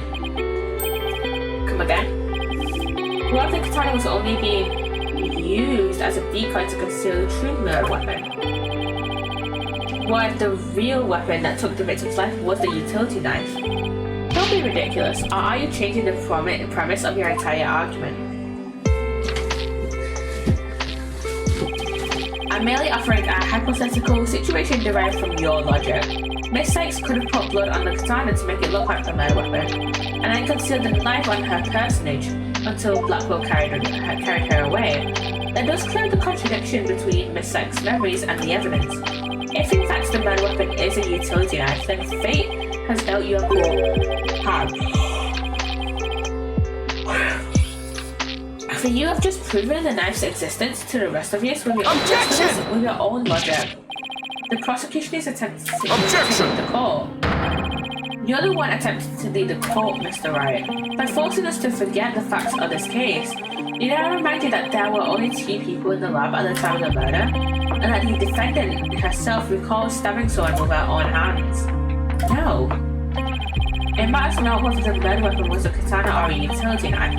As long as we know that the victim and the defendant were the only ones there, you cannot escape the fact that it was Athena Sykes who killed her own mother. I won't believe it. Why does this keep happening? every time I find a contradiction, it vanishes and the suspicion keeps coming back. It's almost as if, now you're finally starting to get it. The contradictions keep vanishing because the charge is true. And the suspicion keeps coming back to the defendant because that's where it belongs. Phoenix, right? When will you open your eyes and accept the truth?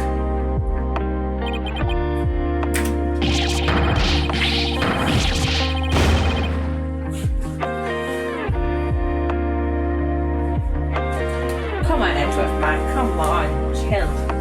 Chill, man. Chill. I don't want to believe it. It can't be true. But what if... Mr. Wright, you fought a good fight. I think you've done all you can do.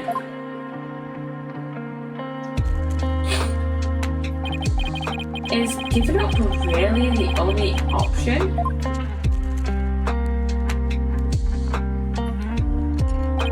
No. Snap out of it, Phoenix. What's the matter with you? Giving it in to doubt? I can't look back. Forward is the only way to go.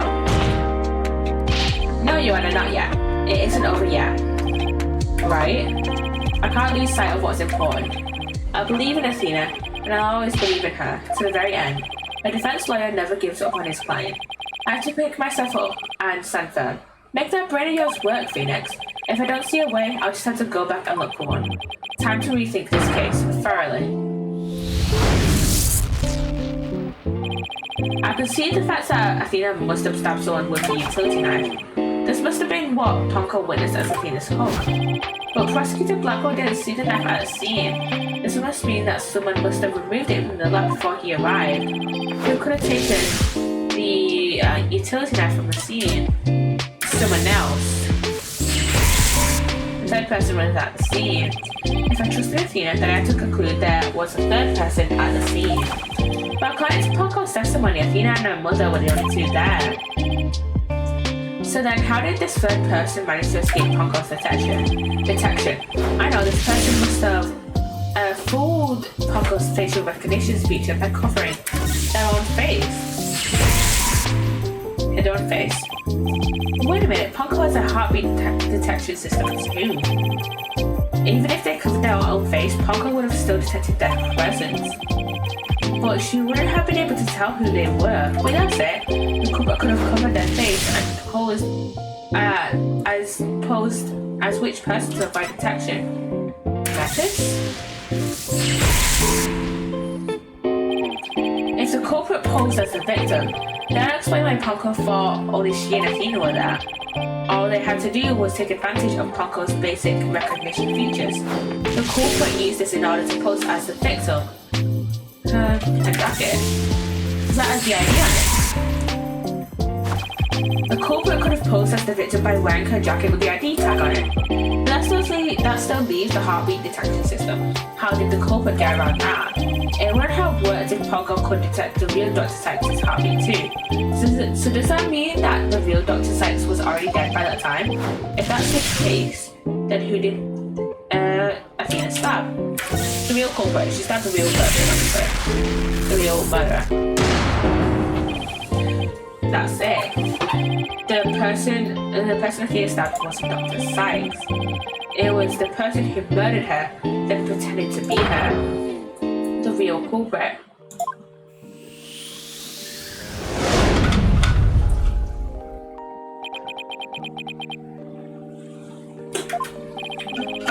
Now that Mr. Wright has finally finished drinking, let's bring this to a swift end. Please give us your verdict, Your Honor, so that we can move on to hostage negotiations. You are absolutely right, Prosecutor Edgeworth. Objection! I didn't say I was finished. I was only pausing for a second. Because I realized something so shocking, I had to take a break to digest it. But now I know for a fact that Miss Sykes is innocent. But Ponko saw me. She witnessed the moment of the crime. Yes, Ponko did witness something. She saw the hook. In other words, the moment you used the utility knife. But the person you stabbed wasn't your mother. What are you saying, Mr. Wright? The answer is simple. The person Miss Sykes stabbed was a third person posted as Dr. Sykes. What? Objection! Do you really expect us to swallow that, Mr. Wright? According to the robot statements, there was no third person there. Did you really think I wouldn't see through your ludicrous Objection! After all we've been through, Mr. Edgeworth, I'm disappointed. Don't you know by now that this smile of mine means I have absolute confidence? Ha, you make that pose all the time, regardless of the facts. Clock of strange malfunction. Mr. Tarrant, you look pale. Shall I help you to the sickbay? Mr. Tarrant? Then that's Apollo you're talking to. Oh, this hunker junk here is mistaking Apollo for Clay. Maybe Apollo is possessed by Clay's ghost. That was another case of mistaken identity caused by a jacket ID tag, all because Clocko couldn't read Apollo's facial features due to that eye patch. Like Mr. Edgeworth said, a mask could nullify the robot's facial recognition, and then all the person would have to do is wear a jacket with the victim's ID tag to focus her. All the ridiculous theories. What good would a silly disguise like that do? Have you forgotten that the robot also has a heartbeat detection system? If there was a third person at the scene, the robot would have detected them. I'm sorry, Mr. Edgeworth, but that doesn't count for much, I'm afraid. Because by that time, Dr. Sykes' heart had already stopped beating. What? So does that mean... Yes, Your Honor. The person Miss Sykes stabbed.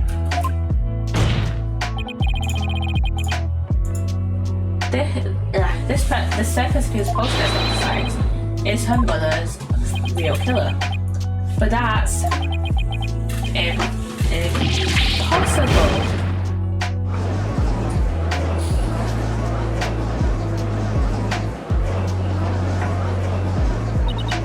A mask? The person I stabbed was wearing a mask? Order in the court. Miss Sykes, did you say something? A mask? Yeah, I remember is she okay? Tina, what is it?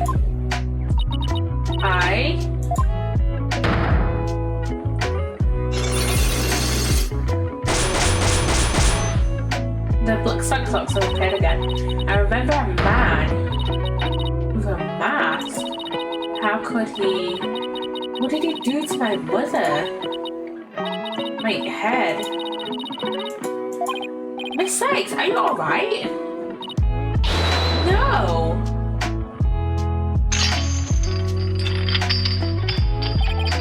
Oh, what are the black cyclops? It's shaking. They're breaking again. 2, 3, 4, 5. They're starting to break. They broke. It's all coming back to me. Everything that happened the day my mother was murdered.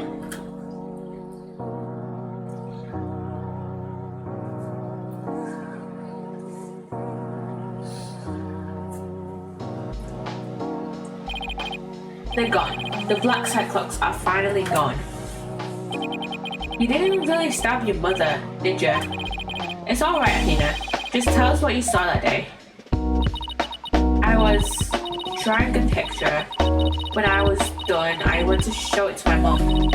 I opened the door, and then... It's alright. I'm right here. You're safe, Athena. She was on the floor by the workbench with the katana sticking out of her. There was a handkerchief over her face, but I knew I was hurt by her clothes. And there was a man there. A man? Hold it! Quiet, Your Honor. Quiet, Your Honor. Go on, Athena. He tried to attack me. In a panic, I grabbed the knife that was there and scratched at first, so I only got his clothes. But I tried again. And this time you got it, didn't you? I did. I remember it clearly now. The knife went into the back of his hand. Oh, she said she got his clothes. That's why there's a slash on Metis's jacket that's in the Part 1 exhibit. Then he kicked me and I passed out. Okay, that's been a bit in the corner on the utility knife. When I came to, my mum wasn't moving. I had to move my hair out my way because it is annoying. I had to do something. I had to fix her, I thought. So I asked Honko to move her to the operating table. Something's wrong with Mum, so I'm taking her apart to fix her.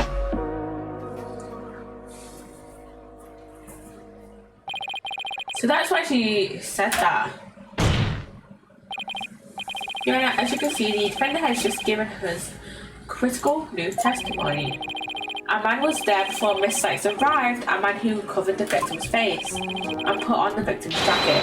This man is the real culprit. Miss Sykes, do you have any idea who this man was? No, I'm afraid I don't. A few moments ago, Miss Sykes mentioned a mask. Athena, can you tell us anything about that? Yeah, the mask. It was my mum's Japanese theatre mask. I think it was the one hanging on the wall in the lab. Ah, this mask hanging here on the wall? It was kind of spooky, that mask. My mum used to tell me that a mask even has the power to turn an ordinary human into a phantom. Didn't we hear about a phantom before? Or am I just making that up entirely? A phantom? It would seem that a new suspect has emerged, and that means all suspicion against Miss Sykes has.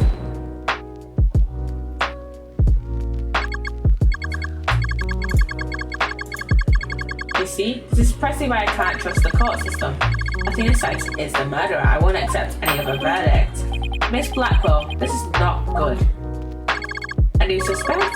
Where's the proof of this person ever existed? Who says it was not just a dream in the little princess's groggy little head? She's right. We don't have any hard evidence of the man's existence. Thank you, Mr. Wright. I'll never be able to repay you for all you've done. But I'm fine now, because I can say with certainty that I didn't kill my mother. Athena, I'm so glad for you. More and more memories are coming back now. So I'd like to say one thing if I could. Honko came to the robotics lab at about 2 p.m. to recharge. I went to the robotics lab at about 2 p.m. for my regular recharge. Just as I was about to charge up, Athena came in and I hugged Mummy Metis. And then Mummy Metis fell down, and after that I was recharging, so I don't know anything. I see where you're going with this. If Mummy Metis was really the killer in disguise, right, then he must have come to the robotics lab before 2 p.m. Do you have anything in the evidence that helps you find this person who came to the lab before 2 p.m.? Do we have...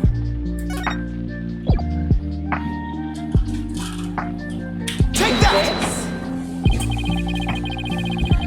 This is Prosecutor Blackwell leaving the scene after the incident around 3 p.m. What I'm wondering is, does the video show anyone else passing by there before then? I don't see anything in the investigation report. It looks like they didn't check, just as I thought. So if we rewind the footage and go back to around 2 p.m, we should be able to see the true culprit leaving the scene. Very well then, let's take a look. There, please stop it right there. It's just like you said. There was a man leaving the scene of the crime. Miss Sykes, do you remember this person? That's him, I'm sure of it. He's wearing my mother's jacket. I did, but what I really wanted to see was her jacket. That jacket on display. That was Dr. Sykes's. Can you see it? There's a slash I made with the utility knife. I'm sure that knife is under the jacket somewhere. So then, everything the psych said, I'm just checking this. What's the notification? Exactly, it proves that Miss Sykes' memories were correct. Dr. Sykes' killer arrived at the robotics lab before 2 p.m. He killed her and hid her face with a handkerchief. And then he disguised himself with Dr. Sykes' jacket and mask. A mask that was there in the lab. I know, this is so tricky. The culprit probably knew beforehand that Ponko charged up at 2 p.m. every day. So he waited for Ponko to come to the lab for her regular recharge. By leaving Dr. Sykes' jacket on, the culprit tricked Ponko into thinking he was Dr. Sykes, thereby making it look like she was alive up to that point in time, all to disguise the real death.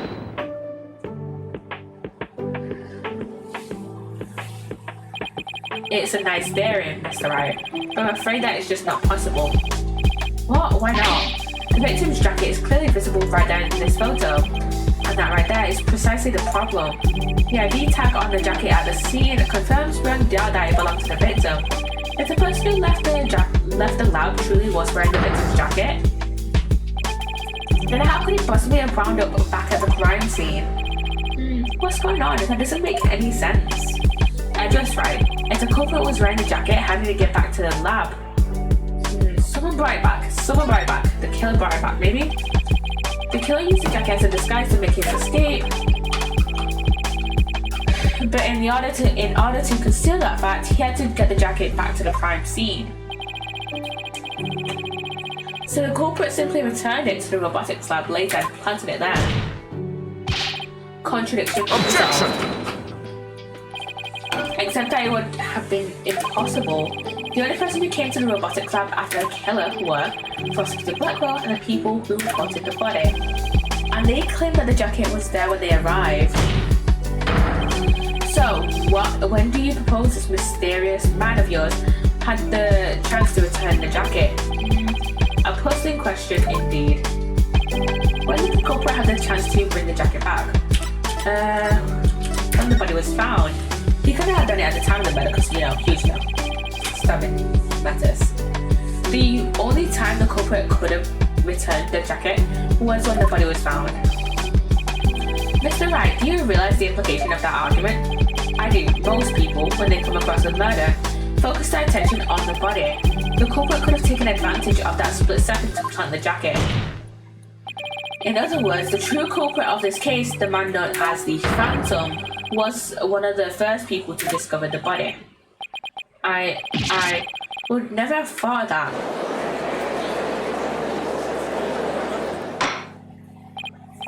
Order in the court. What is the meaning of this, Prosecutor Edgeworth?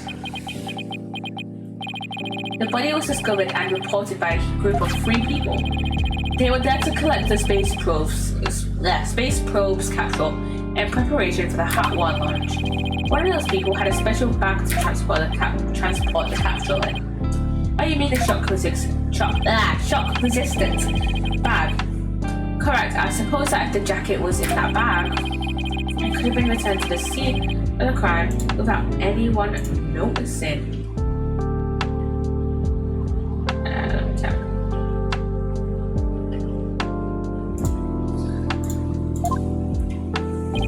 I'll see to it that you get the reports on those 3 people.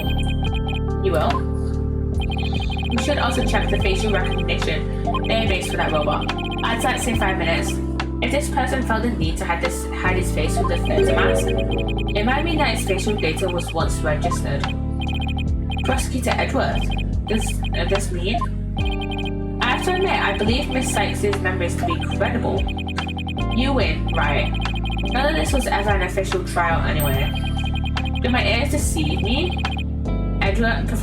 Prosecutor Edgeworth, are you actually conceding?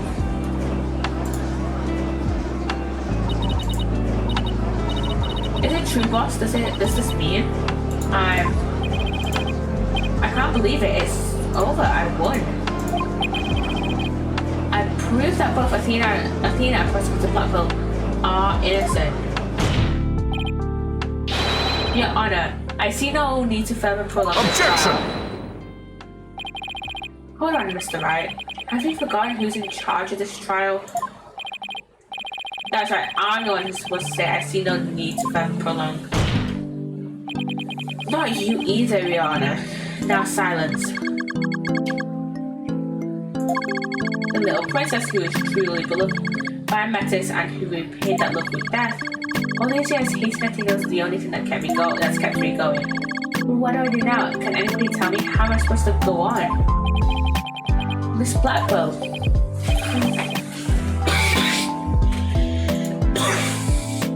I'm okay.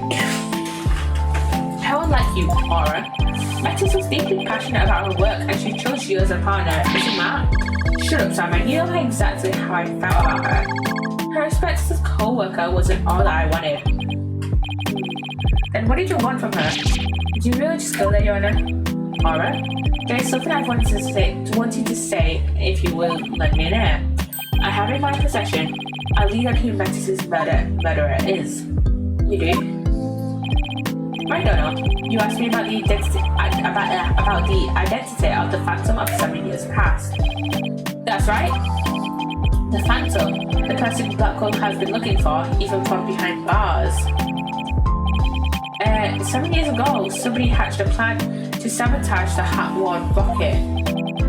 The spy. But he was no ordinary spy. We knew naught about him, his background, appearance. We came to refer to him as the Phantom. At the time, I was working with the police to hunt him down.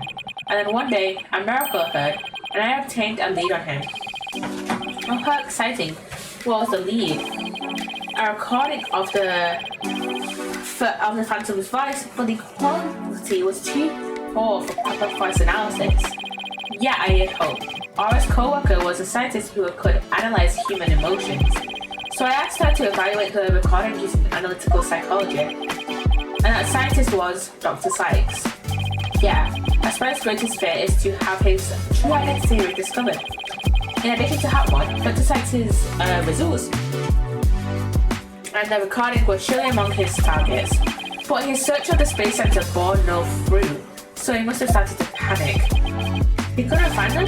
Where could they have been? Who is to say? Well, I bet he's never let that out of his sight all these years. How in the world did you smuggle them into prison? Oh, I have my ways. What's more, my partner is especially talented at that sort of thing. It's going from bird companion that I never remember the name of. I worked to lure the Phantom in by spreading rumors throughout the underworld. I was even granted permission to prosecute cases to attract the Phantom's attention. Just try to retrieve your identity, you bloody butcher, became my taunt. And what about the results Dr. Sykes drew up for you? Was there any useful information? Yeah, you can see it for yourself. But take good care of it. It's all I have left of my mentor. I will. I better hold on to this real tight.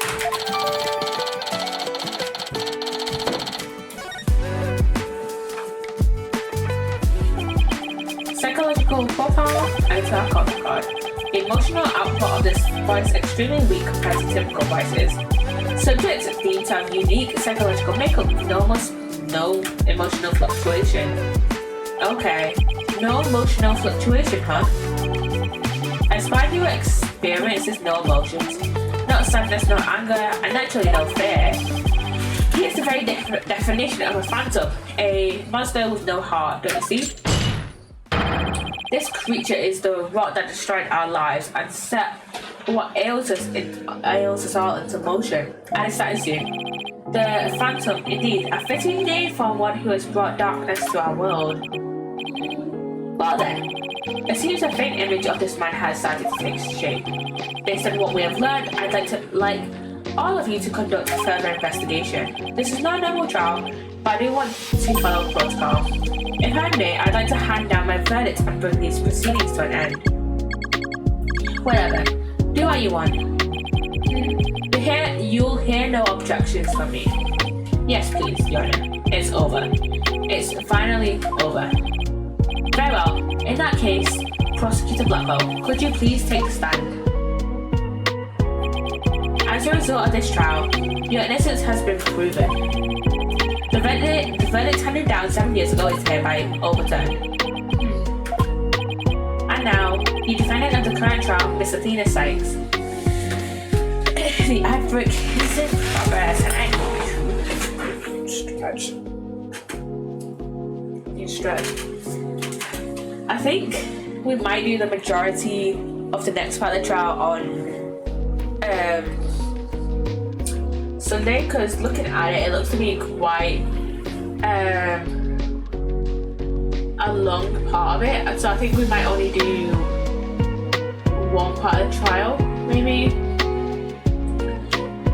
Not one part of the trial, one cross-examination maybe. We'll see how much we can get through, but I don't see myself being live for too much longer. To be fair, the first cross-examination seems to be one of the longer ones, maybe? So, not the second one. The second one seems to be the longest cross-examination. So, yeah. Welcome back, everybody. Welcome back from the ad. Yeah, Shawana? Mr. Right. Thank you. Thank you for everything. Athena, you're more than welcome. If everyone is ready, I will now give my verdict.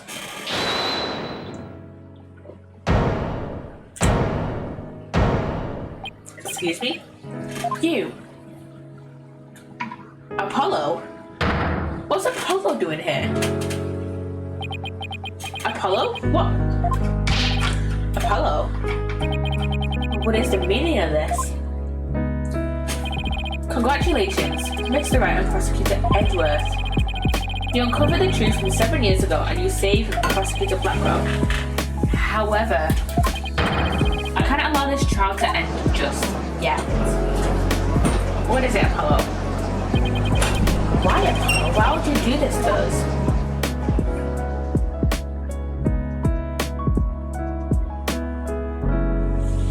To be continued. Okay, so we're definitely gonna start the next part of the trial.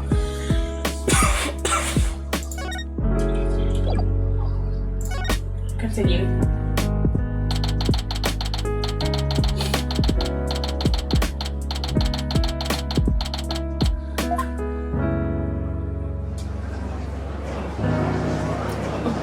Apollo, explain. Mr. Justice, please explain yourself. It's very simple. There isn't much to explain. The defendant, Miss Athena Sykes, might not be innocent. What are you talking about? The case from 7 years ago has been settled. I'm not talking about the past here. I'm talking about the present case. It's still not clear who killed Clay Terran. I almost forgot about that. But Apollo, why would you... Miss Sykes, please listen quietly to what I have to say. What in the world is Apollo trying to do? Your Honor, please allow me a little of the court's time. But this is a trial for the case from 7 years ago. Miss Blackwell, I'd like to ask a favor of you. Just as you lost someone close to you, I lost someone close to me too. I'm sure you want to know the real truth of what happened as much as I do. Apollo. Sure, you know I'm all for the truth. Now let's see you expose the princess's guilt. Judge, I give my permission. Continue the trial. Very well. Is that alright with you, Prosecutor Edgeworth? The prosecution has no objections. Let's hear Mr. Justice's testimony. I have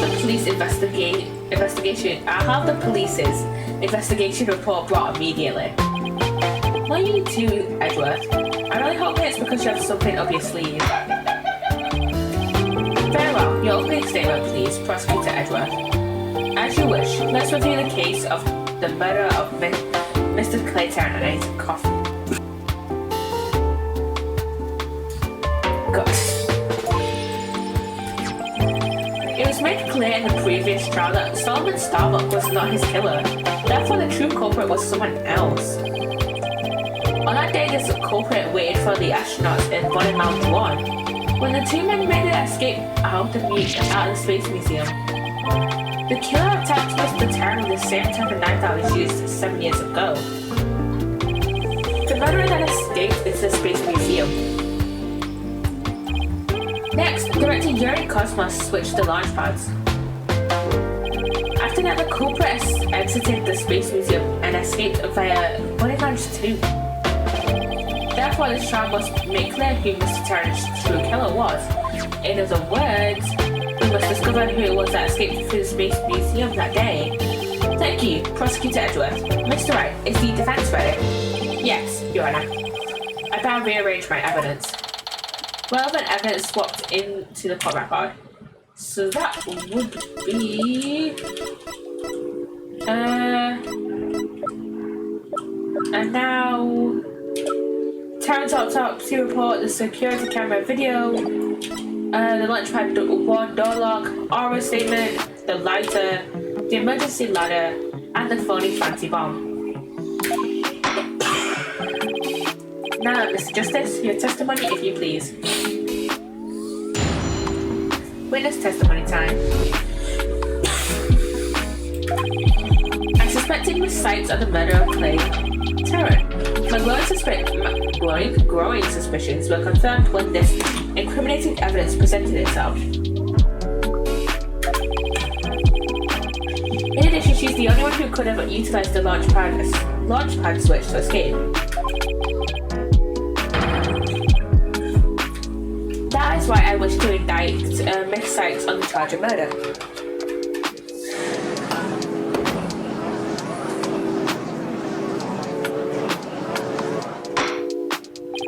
Order in the court. Mr. Justice, you realize you're charging your own co-worker for murder, don't you? I keep accidentally hitting my mic. Yes, Your Honor, because that is the conclusion my investigation has led me to. But Apollo, why? How could you suspect me too? Mr. Wright, your cross-examination, please. I don't get it. Just what did you find out over the past few days to make you think this? Yeah, what has happened, Apollo? Okay, let's see.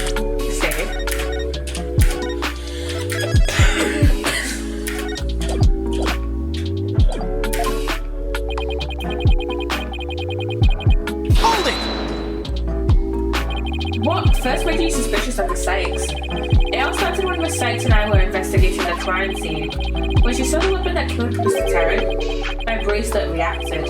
She said she'd never seen the knife before, but my bracelet told me otherwise. And then, every time after that, my bracelet would react when she talked about the case. Poor Paul must have been beside himself during the investigation. What if Clay Terran was the Phantom? What if he was the one that actually killed Mrs. Sykes? Wait, no.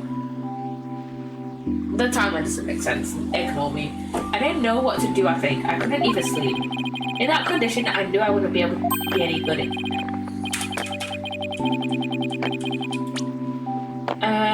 so I wouldn't be able in that condition, I knew I wouldn't be any good in court. So I decided to wear an eye patch so I wouldn't be able to perceive any of her tells. So that's why Apollo was acting so strangely. But the reason Miss Sykes unconsciously reacted to the knife that way is because she stabbed her mother's murderer with one identical to it 7 years ago. But that knife was also the murder weapon that was used to kill Clay Terran. The bracelet could have also reacted to her because she knew she was his killer too. I guess he has a point. But my bracelet wasn't the only thing my bracelet wasn't the only reason I became suspicious of her. Okay, and he says about the lighter with her fingerprints on it as well. That's the lighter that was found in the Space Museum with her fingerprints on it, right? But even if it seems decisive, there must be other facts we don't know about it yet. If that's so, go ahead and prove it then. Look, honestly, I don't want to believe it's true either, but Miss Sykes was the only one who was in the Space Museum at the time of the murder. But Mr. Justice, Miss Sykes had absolutely no motive to kill Mr. Terran. 7 years ago, Miss Sykes lived at the Cosmos Space Center. It wouldn't be strange if she had some kind of connection to him. Besides, people sometimes kill for motives we can't even imagine. I know you've seen plenty of cases like that in your own career, Mr. Riot. I still can't believe this. How can you actually suspect Athena, Apollo?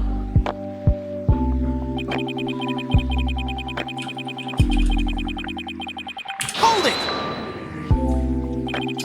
Isn't it possible that somebody else used that same escape route?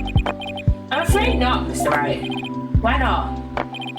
Recall there is a security camera in boarding lounge 1 aimed at the launchpad door. It's the camera that captured Mr. Terran and Mr. Starbuck. But there's also another security camera in boarding lounge 2. It recorded Mr. Terran's killer, or rather, Miss Sykes coming out of the Space Museum.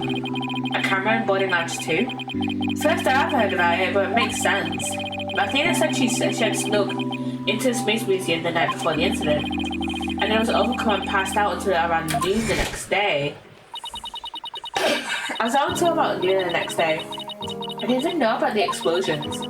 When I woke up, nobody was around, so I just went out into boarding lounge 2. That must have been when the camera captured her, and that's what made Apollo suspect her even more. But wait a minute. In that case, it most likely recorded the true culprit as well. There's a negative on that one too, Mr. Wright. In the footage taken after the incident, Miss Sykes is the only one who appears. What? Why?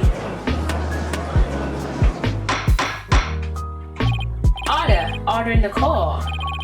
That can't be, but if it is, then it is incredibly incriminating. Wasn't it you who proved in the previous trial that the way the true culprit escaped was via the Space Museum after the pads had been switched? I thought you previously proved turned on its air, leaving your client high and dry. I must say, that is vintage Phoenix, right?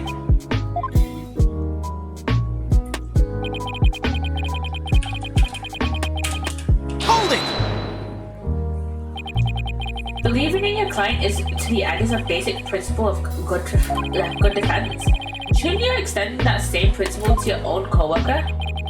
You're probably right. Maybe I'm not even fit to be a lawyer. However, I don't care. This case is special to me.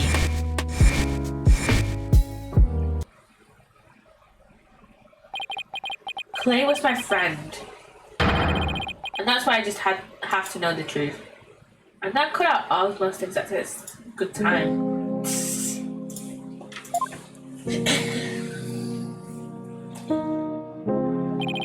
Apollo suspected his trusted co-worker of killing his friend. To dispel his doubts, he investigated on his own, but that only led to more doubts. Apollo must have been really struggling with this. Well, Apollo may have doubts, but I'll say it again. Athena Sykes isn't the murderer.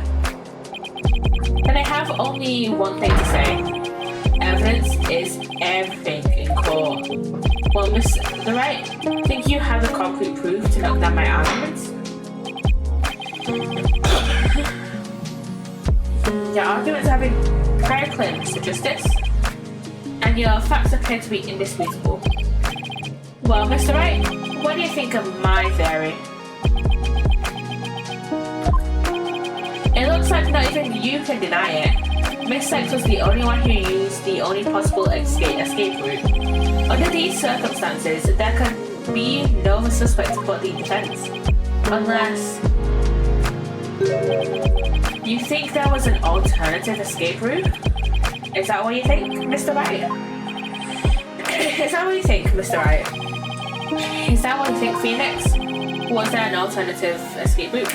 Yeah, we have to prove there was an alternative escape route. Yeah, of course there must have been. Just don't ask me what.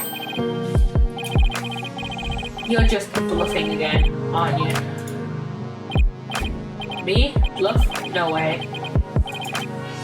He knows me all too well. It's fine, Mr. Wright. Even a bluff would suit me just fine. As long as you can. Clear up this doubt inside me. Wait, so is that what this is all about? I want to believe in Athena, I really do. But what is faith without doubt? That's why I need to question her guilt. So that once the truth finally comes out, I can finally really fully trust her.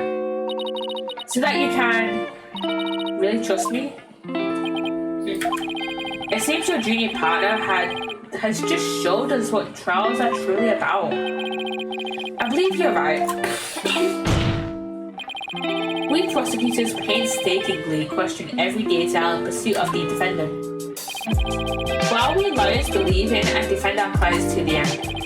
When both sides go all out against each other, that's when we discover the truth. Precisely. And when the battle is over, we will understand the true meaning of trust. That's exactly what trials are about, wouldn't you agree? Yeah, I couldn't ignore the seed of doubt that was growing inside me. So I decided I need to face it head on. No matter what the truth is that's waiting ahead, I won't be afraid. That's so like Apollo. Always uber earnest about things like this. Mr. Justice, I vow to dispel every last bit of doubt in your heart. Good, because I want to believe in the sights again. You're really hoping there was an alternative route, aren't you, Apollo? But if I use the process of elimination, there really aren't that many possibilities. Planet Cosmos was at the southern exit, leaving only the control room and the corridor to the Space Museum. Which door could the culprit escape through? Come on, Mr. Wright. Where do you think the culprit escaped to? Through in here? Take that! Maybe. They really only could have escaped to the corridor to the Space Museum.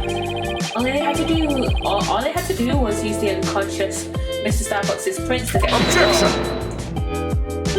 It appears that all you're trying to establish is precise guilt. If the culprit used that route, the only exit would have been into one launch 2. The logical conclusion of your argument is that the killer is none other than the defendant. I knew it. That's the only way it could be her. If the culprit escaped into the corridor that leads to the Space Museum, then I guess it's true. The only exit would have been into boarding lounge 2. But Miss Sykes was the only person captured by the boarding lounge 2 security camera.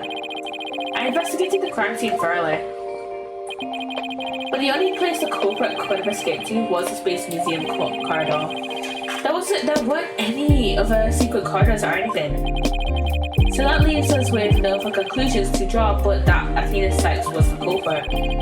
What could the answer be? Was there really no other escape route? But hold on a second. What if?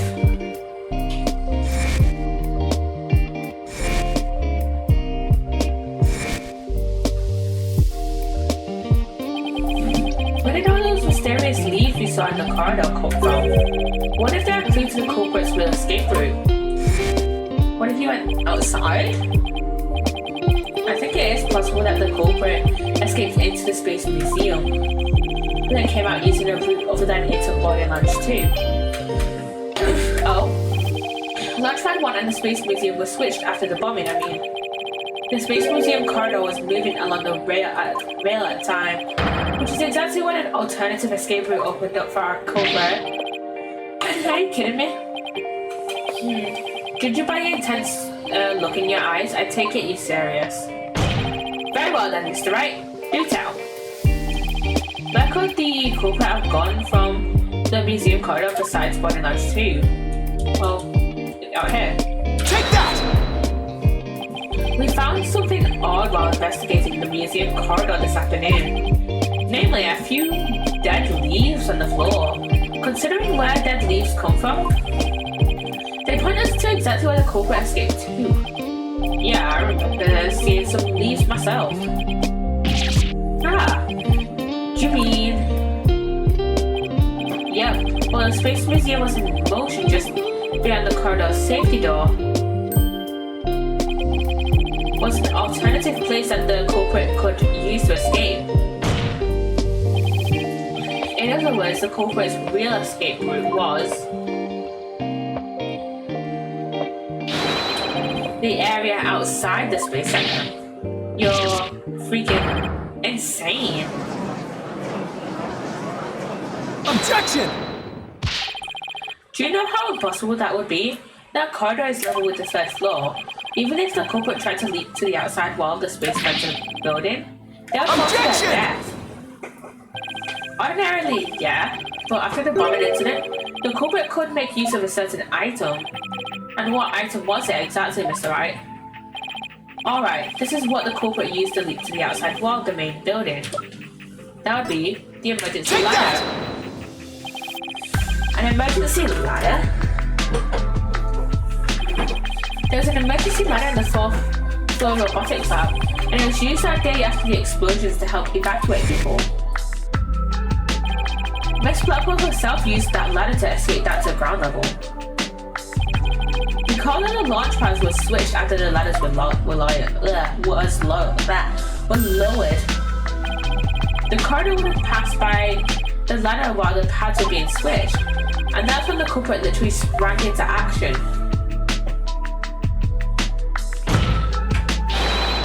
And leapt onto that ladder. What? Who would have imagined? Order in the core. Well, an alternative escape route seems to have emerged. Which means someone other than Miss Sykes could have been the culprit. Right? Objection! Making things up on the fly in an attempt to sway the core again, are we, Mr. Wright? This area has so many holes it puts switch cheese to shame.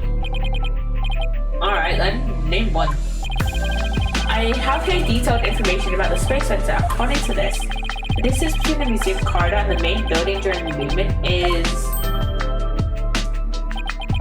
a full 20 feet. 20 feet?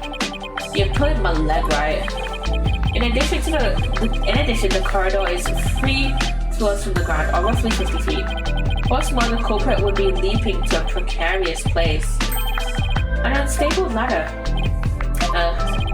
Human beings feel fear in dangerous situations. It's a basic survival instinct. An ordinary person would certainly hesitate before jumping, or even freeze in fear and not jump at all. But the culprit had just murdered someone. They weren't in an ordinary state of mind. Nevertheless, why would they have taken that kind of risk? They could have waited for the switch to be complete and escaped to boarding lounge 2. Because there was a security camera in boarding lounge 2. The culprit knew they would be recorded if they left the space museum that way. In that case, the culprit could have hidden in the museum until things settled down, and then blended in with the other people after the museum was open. That's a good point. We claim that despite all this, the culprit took a 20-foot death-defying leap, and all in the brief moment the corridor and ladder passed by each other. That's also a good point. They would have needed a running start while the corridor was moving to make that jump. If their time was off or they couldn't jump far enough, it would have been instant death. What kind of person would attempt something like that? Stop bringing up good points, Edgeworth. This true culprit of yours is nothing but a figment of your imagination. Why do you always have to point out every flaw? Because it's literally his job to do so? Mr. Edgeworth's right. That does sound pretty insane. The culprit would have to be someone who feels no fear like a stuntman. But everyone feels fear on some level, right? Wait a minute. Aha, I've got it this time. I can prove that there is someone who could have used this alternate escape route. Oh, can you now? This proves the possibility of a person who could have used this alternate escape route. The Phantom. Take that! What's that, Mr. Wright? This is a certain person's very interesting psych profile. The subject doesn't experience feelings like normal people do. In other words, this person doesn't feel happiness, sadness, or fear. Doesn't feel fear? Right. You can't be serious without the constraint of fear. He could easily do what an ordinary person wouldn't dare. Just as you or I could do a broad jump on the ground without the slightest fear.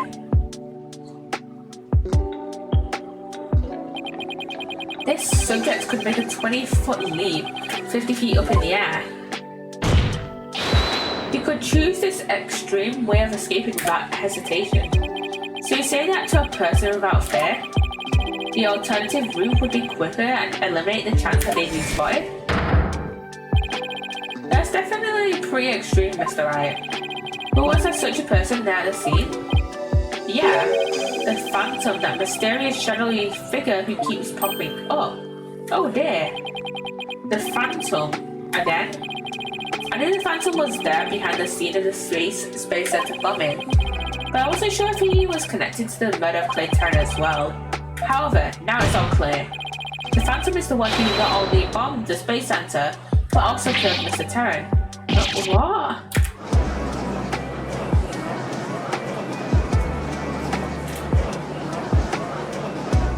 Okay. Order in the court, order I say. Mr. Wright, please continue. There are just too many similarities between this case and the one from seven years ago. But why, you may ask? It can only be because both incidents were the work of the same Phantom. So then this Phantom is the one who killed Clay?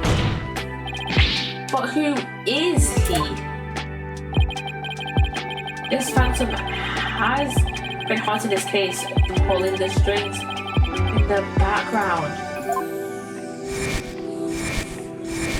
Way too many. Who could this unidentified international spy be? Right, this escape route must have been a part of the Phantom's plan from the start, as was tricking Director Cosmos into switching the launch pads. Oh shit. Oh shit. Why turn off now after being good for a while? The bomb on the second floor was meant to make the elevators and stairs unusable. That's when he gave advance warning and planted the bombs where he did. Yeah, I think you're right. But it doesn't explain this one last thing. So I lowered my emergency ladder like the detective leading the evacuation told me to. But it was such a pain. Why couldn't they have used the ladders in the other rooms? The robotics lab wasn't the only room with an emergency ladder, but he couldn't have made that leap unless he was certain which one it would be. So you mean, the Phantom must be someone who knew that that particular ladder was going to be used? That's right. How could it be? Wait a minute. So I lowered my emergency ladder like the detective leading the evacuation told me to. Is it Fulbright? Is it Fulbright? Miss Blackwell lowered the ladder after being told by the detective leading the Fulbright. It's Fulbright, isn't it? You've got to be kidding me. Did you figure it out right? Do you know who the Phantom is? Yeah, I do. Who is it? Who killed Clay? Our mystery spy, known as Phantom, is none other than Fulbright.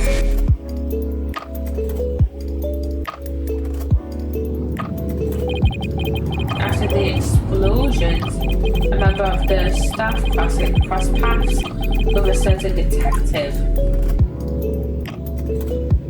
I was on duty on the 4th floor. It was quite a madhouse, I tell you. As for the detective who was leading the evacuation from the 4th floor, he had a very specific objective in mind. So I lowered my emergency ladder like the detective leading the evacuation told me to. His objective was to secure his own escape route. We lowered an emergency ladder from a 4th floor window and escaped that way. Once everyone else got out safely, I made my way down to and headed to the shelter.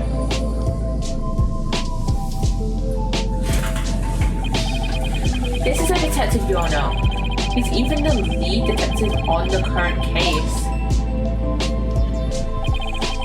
He appears to be a very emotional man, but his psych profile says he is without emotion. I need to turn that fan down because it is getting cold. Fulbright. What are you saying? You mean the Phantom is Detective Bobby Fulbright? Exactly. We were all taken in by his fake persona. Detective Fulbright's real identity is the Phantom.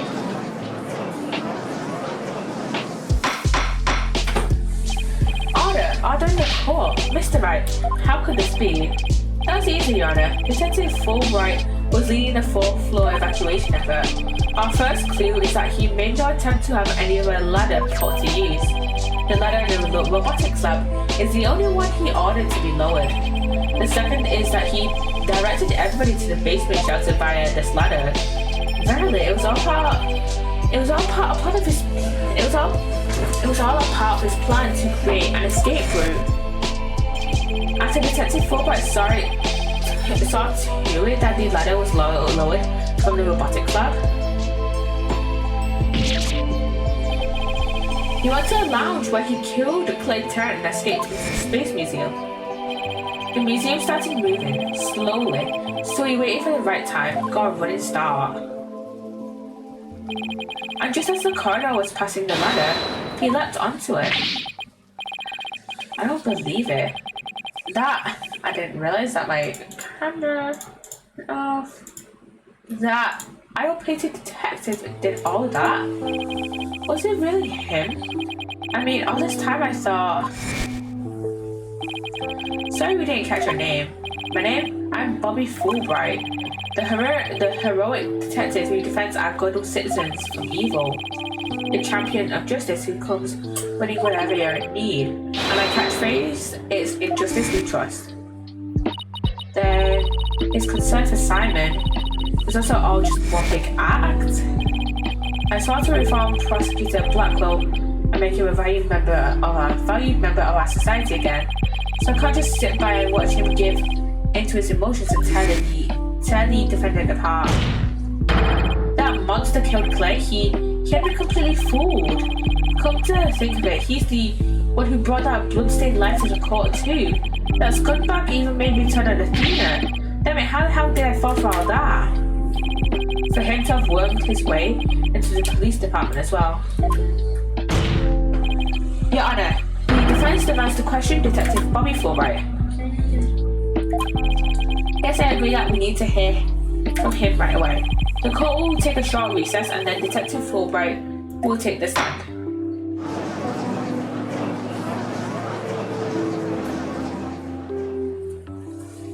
Stretch.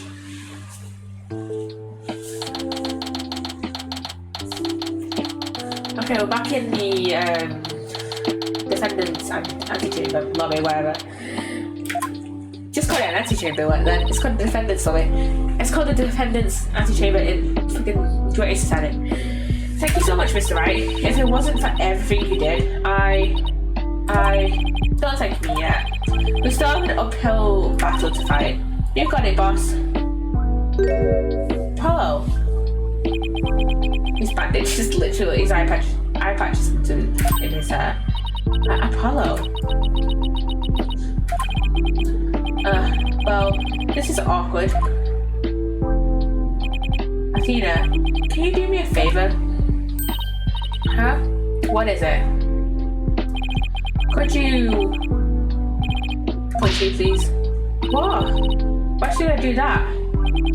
Because I should have believed in you. I let see the doubt inside me get the best of me. I'm really sorry that I didn't trust. Ouch. That was such dope. I was really touched by what you did. Huh? Now what are you talking about?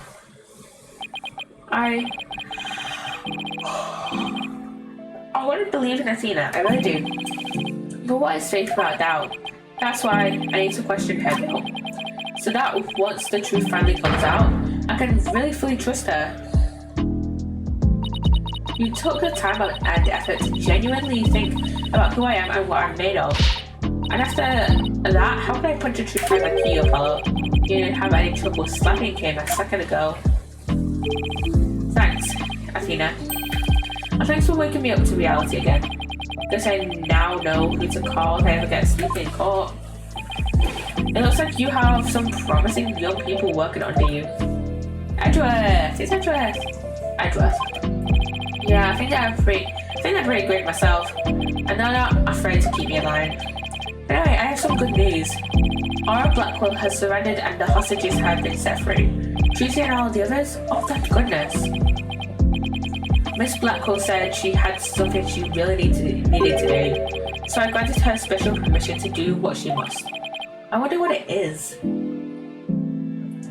Aura, Miss Blackwell. I didn't come to apologize, if that's what you're thinking. My actions are what allowed the truth of what happened 7 years ago to come to light. But I didn't come because I had something to say to all of you. Miss Aura, she'd better not be here to complain about something. Miss Blackwell, I want to apologize to you. The fact that you couldn't trust the court system is our fault. Ha ha ha ha. Yes, it's true, the courts are filled with incompetent idiots. Still, I suppose I could let you handle the rest of this case for me. And my video camera, my webcam went off again. Oh, Miss Aura, does this mean you're starting to trust the system again? No, of course not. No, of course not. Be quiet, Conkajunk. It's just, I wouldn't mind if you're the ones who took Metis' killer down. Leave it to us. We'll get him. So I guess that means she's starting to trust us again. Aura. Simon, I'm so glad both you and the princess were cleared of all suspicion. And it's all thanks to me and my robots. You better be grateful. I never imagined that you'd go that far. Though you always were extreme. I don't recall ever requesting your help. As close as ever, I see. Well, now that you've been released, I guess it's my turn to go live in the slammer. I just hope you're not a prosecutor for my trial. You'd probably give me the death penalty. You know me all too well. I guess love can take on a variety of expressions, including stunted in that case. I truly was about to be executed tomorrow. Though because of you, it looks like I won't be crossing the sticks just yet. You have my heartfelt thanks, Aura. I'm sorry I caused you so much anguish. Simon.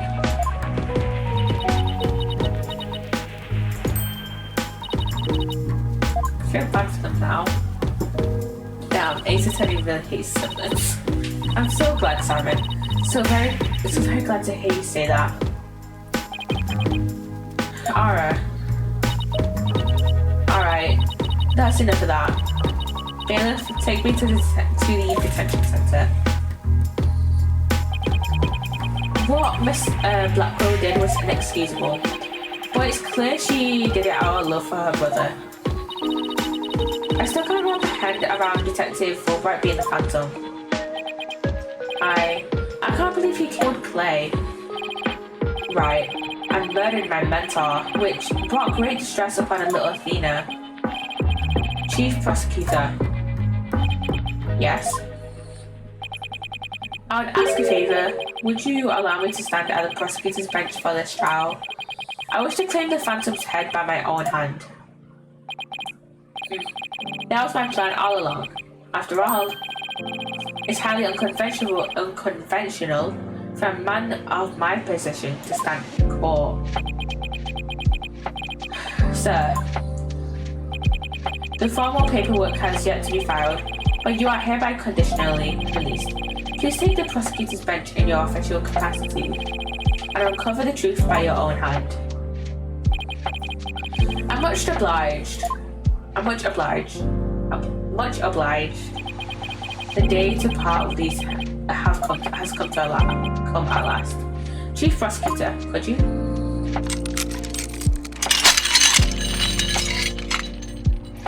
Whoa, whoa, whoa!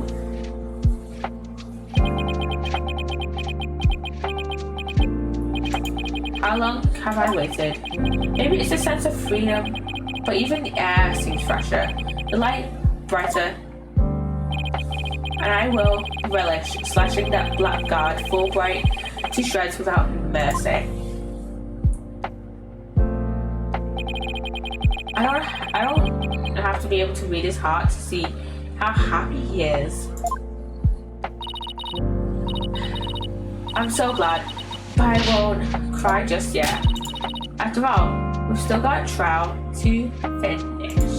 Yeah. It's okay to cry, Athena. I promise. Prosecutor Blackwell, Mr. Riot. Please avenge Clay's death for me.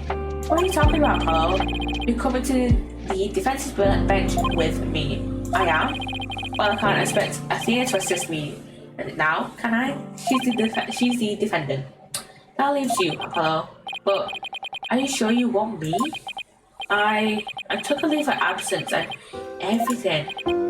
Well, our office is pretty short-handed and you're all I got. Thank you, Mr. Riot. Apollo. Athena, I can say with all my heart now. I believe in your complete innocence. And now we're going to prove it to the world. Thank you, Apollo. I know you can do it. Okay, I think that's where I'm going. So, you won't be needing that eye patch anymore, right? Right, because I'm fine now.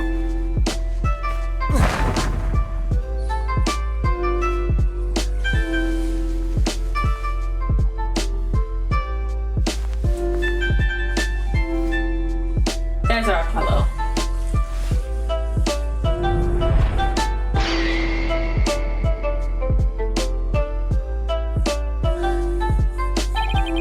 Now this is the Apollo I know. Welcome back, Apollo. It's almost time for the trial to restart. It looks like your things well in hand. Yep. I should head back to the prosecutor's office. But why? I want to look into a few things. Namely, the first people on the scene 7 years ago, the facial data registered by the robot, and Detective Fulbright's background. Sounds great, Edgeworth. Thanks. I expect to be repaid with a victory, right? Now, if you'll excuse me. Okay, you two all set to go? You bet I am. Let's do this. I think that's where I'm gonna end it there after we read what Phoenix has to say. This is it, the final battle. The murder of Apollo's friend. The courtroom bombing incident.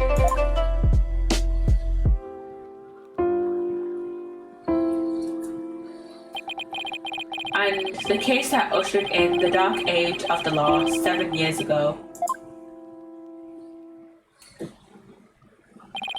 Destiny has called us to bring the one responsible for it all to justice today.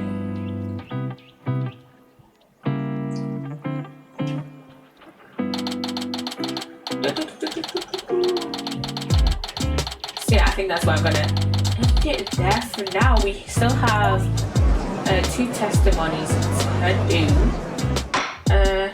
Yeah, we still have 2 testimonies to do, which I'll do on Sunday. I'll do that on Sunday. But yeah, I hope you enjoyed this stream. Yeah, I'm gonna double save because why not? Yeah, I hope you enjoyed this stream. Should we read out? I don't really want to read out, so I'm not going to. I'm kind of tired. So yeah, I hope you have enjoyed this stream. All my socials are in the About Me section or in the commands, or if you're watching on YouTube, down in the description. I hope you have enjoyed this stream, and I shall see you guys on Sunday. Bye bye bye bye bye bye bye guys. Bye bye.